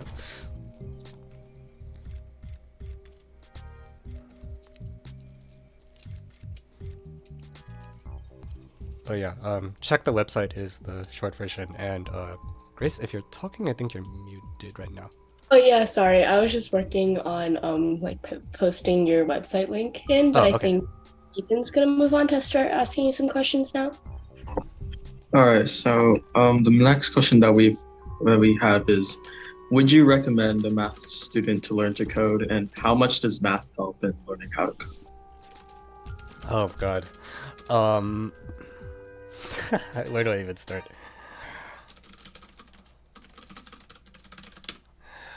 So also on my website there is a page that says if you look on my website, on the sidebar there's a page that says please learn code, and I will just read a quote from the website. It says, seriously, learn to code, learn to code, learn to code, god damn it. So I think I should make my stance on this very clear. I think the reason for this is, there's a lot of reasons. I'll say just like two big ones, not even the biggest ones. One is that it does change the way that you think about problems, I don't really know how to describe this, but algorithmic thinking is something that helps in a lot of particularly like combinatorics problems. If you ever take Otis, that's the program that I run, there's like an entire unit of problems that are either from the computing Olympiad or might as well have appeared on the computing Olympiad, even though they appeared on like the math Olympiad instead. But also the second is that I think the reason that I teach a lot of math and so on is because I think it teaches like a lot of very transferable skills, problem solving, etc., blah blah blah. And I'm usually of the view that like general skills are more important than specific skills, because those specific skills that are useful in your life in now will not necessarily be the same ones that are useful in like 20 years, but the general skills transfer. And I make an exception for that for coding. I'll stick out my neck and say I'm pretty sure that coding is still going to be really important in like 20 years. Because if you can't talk to a computer, the set of things you can do just goes down. It would be like, this is more important if you are not going into computer science as a career. Because in Silicon Valley, good programmers, they're everywhere. You can buy them dime a dozen. They don't get that much respect. If you are someone who knows how to program in government or math or like any of the sciences, or like, I don't know, architecture, lots of the humanities as well. If you have code in these fields, you can do a lot of things that other people will just not be able to do. Like even in math, like, there are certain open problems that I've solved where I solved the problem because I wrote a C++ program to print out the first 10,000 cases and look at the output. And I know that the other people didn't do it because they couldn't. Okay? Because if they had done it, they would have solved the problem before I got to it. But they don't know how to code, so I got the paper instead, which is great for me. But like, it's almost like, imagine if someone came up to you and said like, I don't want to take the time to learn how to use Google Docs because I'm not going to be a writer. And you would look at them and be like, excuse me? Like, hello? Like, do you think you're not going to have to write text one day? It's basically the same with code, except code is a little harder to learn. However, if you're listening to this talk, it's not that hard. Come on. I just gave a talk with like Math Olympiad problems. If you could follow that, you should be fine. Yeah. I don't think there's like a single job I've done in the last like 10 years at this point that didn't involve some amount of me having to write code. At this point, I spend more time writing code for my math teaching than actually teaching any math. Etc. etc. Just don't cut your arm off. Just learn the code. Jeez. Yeah. Okay, that's all. All right. So our next question is, how would you recommend bridging the gap between AMY level computation problems and USAMO or JMO level proof problems? And specifically, any recommended books after passing AMY? Okay, so I think the very first thing I should say is, like, also on my website there's and I think they should still send a letter these days, which is that when you qualify for the USMO or JMO for the first time, they'll send you this letter where they like give you a few sample problems, sort of like this workshop I did, except the problems are possibly a little simpler than the ones that I chose, and also just give you some basic advice for competitions, like do all 3 problems. Don't get me started on that. Yeah, I would say that it's supposed to be emailed out to you. If it's not being emailed, well, the letter is also on my website, so download it from there.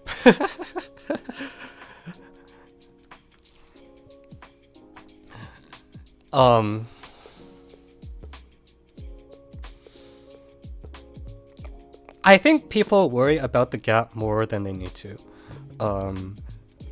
The proofwriting is not as hard as you all think it is. The thing that makes it hardest to learn is not intrinsic to the field. It's the fact that, like, it's really hard to get someone to read your proofs. Ask any grader, it's so annoying. So you don't get feedback on it, which is really obnoxious, unless you take like one of the very few contests in the United States that gives you feedback. Like the only 2 I know that really do this are the USA Math Talent Search and the UCMO I run, and even those, the feedback is very minimal. So if you can like find someone to actually give you feedback on your proofs, pay them a lot of money and do that. That's probably the best thing to do. Barring that, if you post your solutions on Art of Problem Solving, people won't like pick it apart for style, but at least they'll tell you if it's wrong, because people like telling other people they're wrong. But you don't need to be scared of it because it's hard. You just need to like be able to get the feedback. That's actually the part that makes it the most challenging. The other is that there are certain classes of problems that don't appear until USMO and JMO, just because they will never fit in a short answer contest format. Classical inequalities are like this, functional equations are like this. So what you'll see is like there will be new shapes of problems, because you can do so much more with a proof-based Olympiad than with a computational contest. And those classes of problems aren't necessarily harder, but they will be new. So that means the first thing you should do is get a lot of exposure, so you can like see the new classes of problems that you haven't seen before. But you don't need to think to yourself that they're intrinsically harder, because they actually aren't. Yeah. Someone on Twitch is saying that AOPS teachers give feedback for writing, which I did not know that, and also, wow, that's pretty nice. Okay, I did not know that. Okay, and another question that we have is, what are the steps toward the American team selection, and what is the process? The short answer is go to my FAQ and open contest rule 1 and read like the freaking 3-paragraph monstrosity that's there. The selection process is really complicated now, mostly for historical reasons, really. The TLDR version is that, okay, so I'm assuming people know what the AMC, AMY, and USMO are. If you do sufficiently well on the USMO or JMO, then you get invited to MOP for the summer. And if you do, at the end of MOP, there is like this final exam called the Team Selection Test. And if you do well enough on the final exam, then over the course of the next 10 months during the school year, you get to take the actual team selection tests, which are, they're kind of held at the schools. They're all 4-hour tests with like 3-ish problems. And finally, after the USMO of the next year, we total up all the scores and take the top 6. So it is a long process. It's essentially starts at MOP like the previous summer. So to be concrete, like the IMO 2023 in Japan, like the American selection is already started. The first team selection test after MOP was, I think, like a couple weeks ago. And there will be a few more after that. Yeah. Alright. And the 7th question that we have is, what are some books or other resources that you would recommend for students preparing for Math Olympiad? And are there any other pieces of advice that you'd like to share?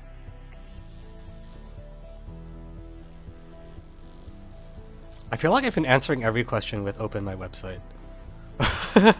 Okay, on my website there's a button that says recommend and it has a list of recommended books. So that's that. Any other pieces of advice?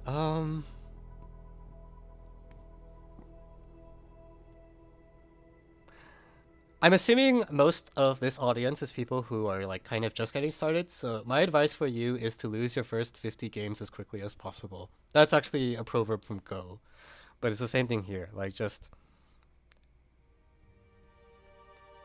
get started. Don't worry at first about how many you solve. In fact, just try to get through some number of problems so that you have an idea of what the landscape around you looks like, and then try to go from there.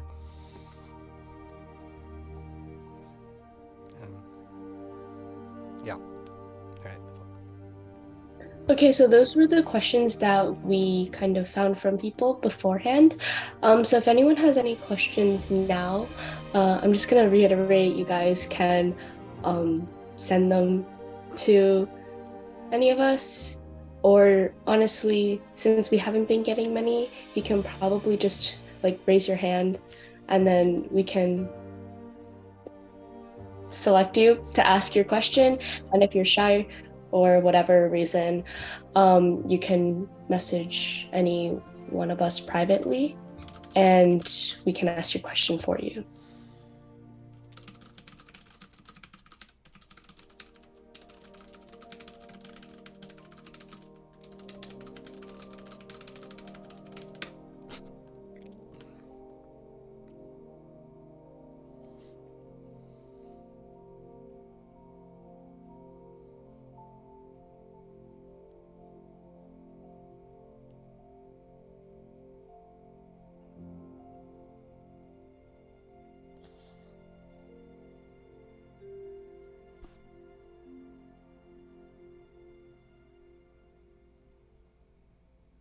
I actually just received a question, so I'm just gonna ask it. Yeah, or I can ask this other person's first. I don't know, I'm losing track. Yeah. Okay.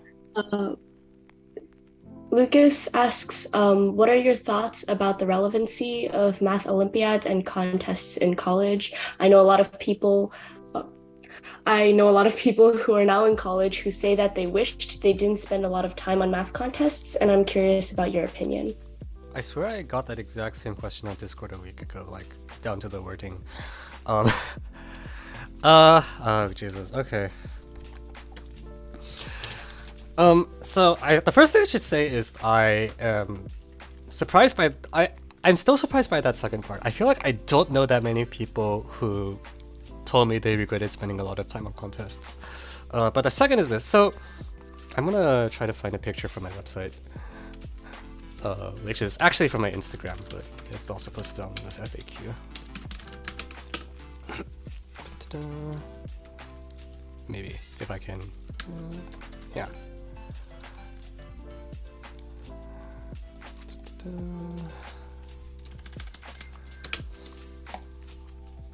Oh, that's Insta. Oh, okay, whatever. We can open Instagram. Go away. Okay, so this is the TLDR, which is that people have this idea that like math in college is this just way deeper and broader than Math Olympiads. I'm here to tell you that it's only broader, not deeper. So you're welcome. Secondly, Wait, which button was I? I want it to be here. That's fine. No, we're here. Where did... Wait, wasn't there a... Oh, this presentation closed. Okay, never mind. Yeah. I would say the relevancy is that,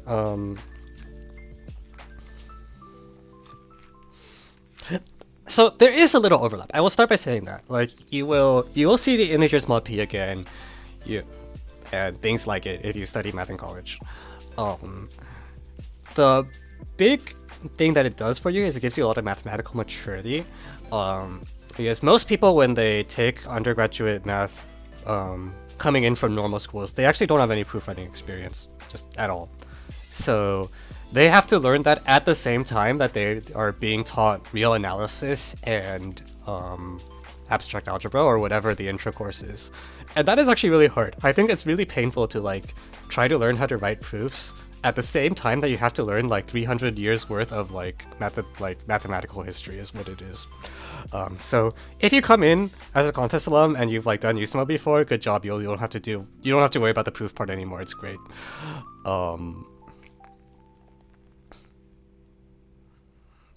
Yeah, proofwriting is not quite exactly the way I want to phrase it, because there's something more than just the ability to write proofs, but also just like this sort of...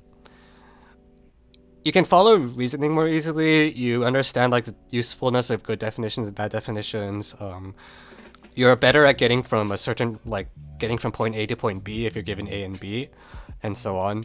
So there's a lot of more subtle things like this that I don't know if there's a good way to describe them, and we usually just swallow it up under the term mathematical maturity. But that part will give you a boost. I think the part that people rail on is that the specific math that you learn in Olympiad does not necessarily show up again. Euclidean geometry being like the big one, but to some extent like freaking functional equations. But I think the things that aren't tied to the exact mathematical content do carry over quite well.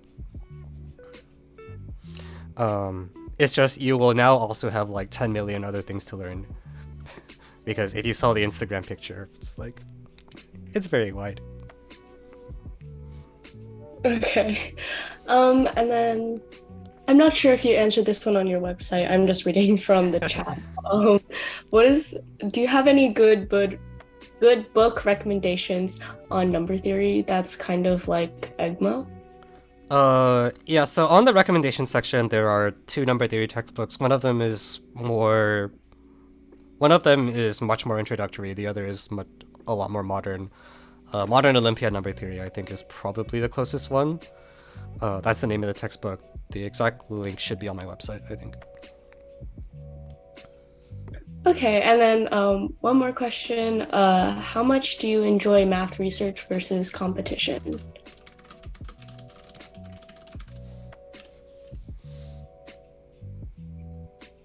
It's quite different. So this will depend on what field you work in. But I decided to pick number theory, which means that like when my professor gives me a paper and asks me to like look at a certain problem, I don't know what any of the words on the paper mean. It's just like, well, okay, I guess I have some more stuff to learn. Apparently this is always like this. I remember the very first time I tried to go to like a number theory talk at MIT, because the professors always say you should go to talks or something. The first 6 words the speaker said were like, let X be a Shimura variety, and I knew what the first 4 words of that meant. And that was about as much of the talk as I understood. So if you go into number theory, that's what your life is going to be like, apparently. At least until you're like much better than I am now. But yeah, that part has been very different. It's less extreme in the other fields, is my understanding. In particular, if you go into like algebraic or enumerative combinatorics type things, it's much closer to like the fielding of stuff you did in high school. Number theory is sort of like about as far away as you can go. Okay, and then I'm not sure if, I guess, you have too much knowledge on this, but just your personal opinion on choosing computer science versus math versus engineering as an undergrad major. Majors. So this will depend on your school. For a lot of the top schools, the answer is you can pick whatever you want. It doesn't... I want to say it doesn't really matter. I don't know if I want to really back that claim too much. Because so if you're going into like more academic stuff, I'm more convinced that it doesn't matter. If you want to get a job in Silicon Valley, maybe it matters a little more, although I don't think they care that much. But the other thing is that a lot of universities are very flexible about what constitutes a math major. For example, at MIT, a general math major is obtained by taking any 8 math classes that are not like introductory calculus or whatever. If you look at like the list of requirements on the MIT website, it's literally like 3 lines long. It's hilarious. And so what that means is you can get a math major at MIT by taking 1 math class per semester. The other 3 classes can be whatever you want. Do like intro to acting for all I care. But you can... That's the power of math majors. Is a lot of universities, the math majors get to explore as much of the other disciplines as they want to, because the math department is deliberately like, we want to give our students a lot of space. So, and in particular, that makes like at MIT, math double majors with literally any other major are extremely common, just because the math requirements are so lax. So, yeah.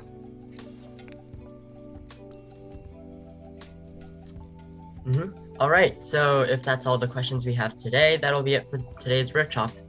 Evan, it's an honor to have you with us today. Thank you for your time, and to all the students, thank you all for attending today's event. Don't forget to stay tuned for future LOGISTEM activities. Go check out Evan's website and channel, and that'll be it for today. Bye-bye.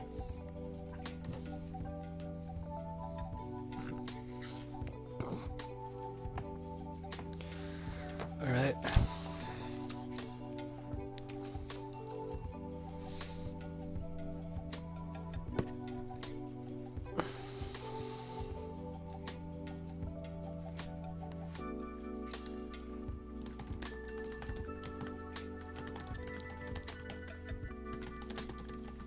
Chris, should we just stop the recording and end the meeting here, or? Yeah, let's stop. Okay, cool. I'll probably close the Twitch stream as well. So for those of you that are watching on Twitch, thanks for dropping by. This will be on YouTube within a week, I hope. But yeah, see you around.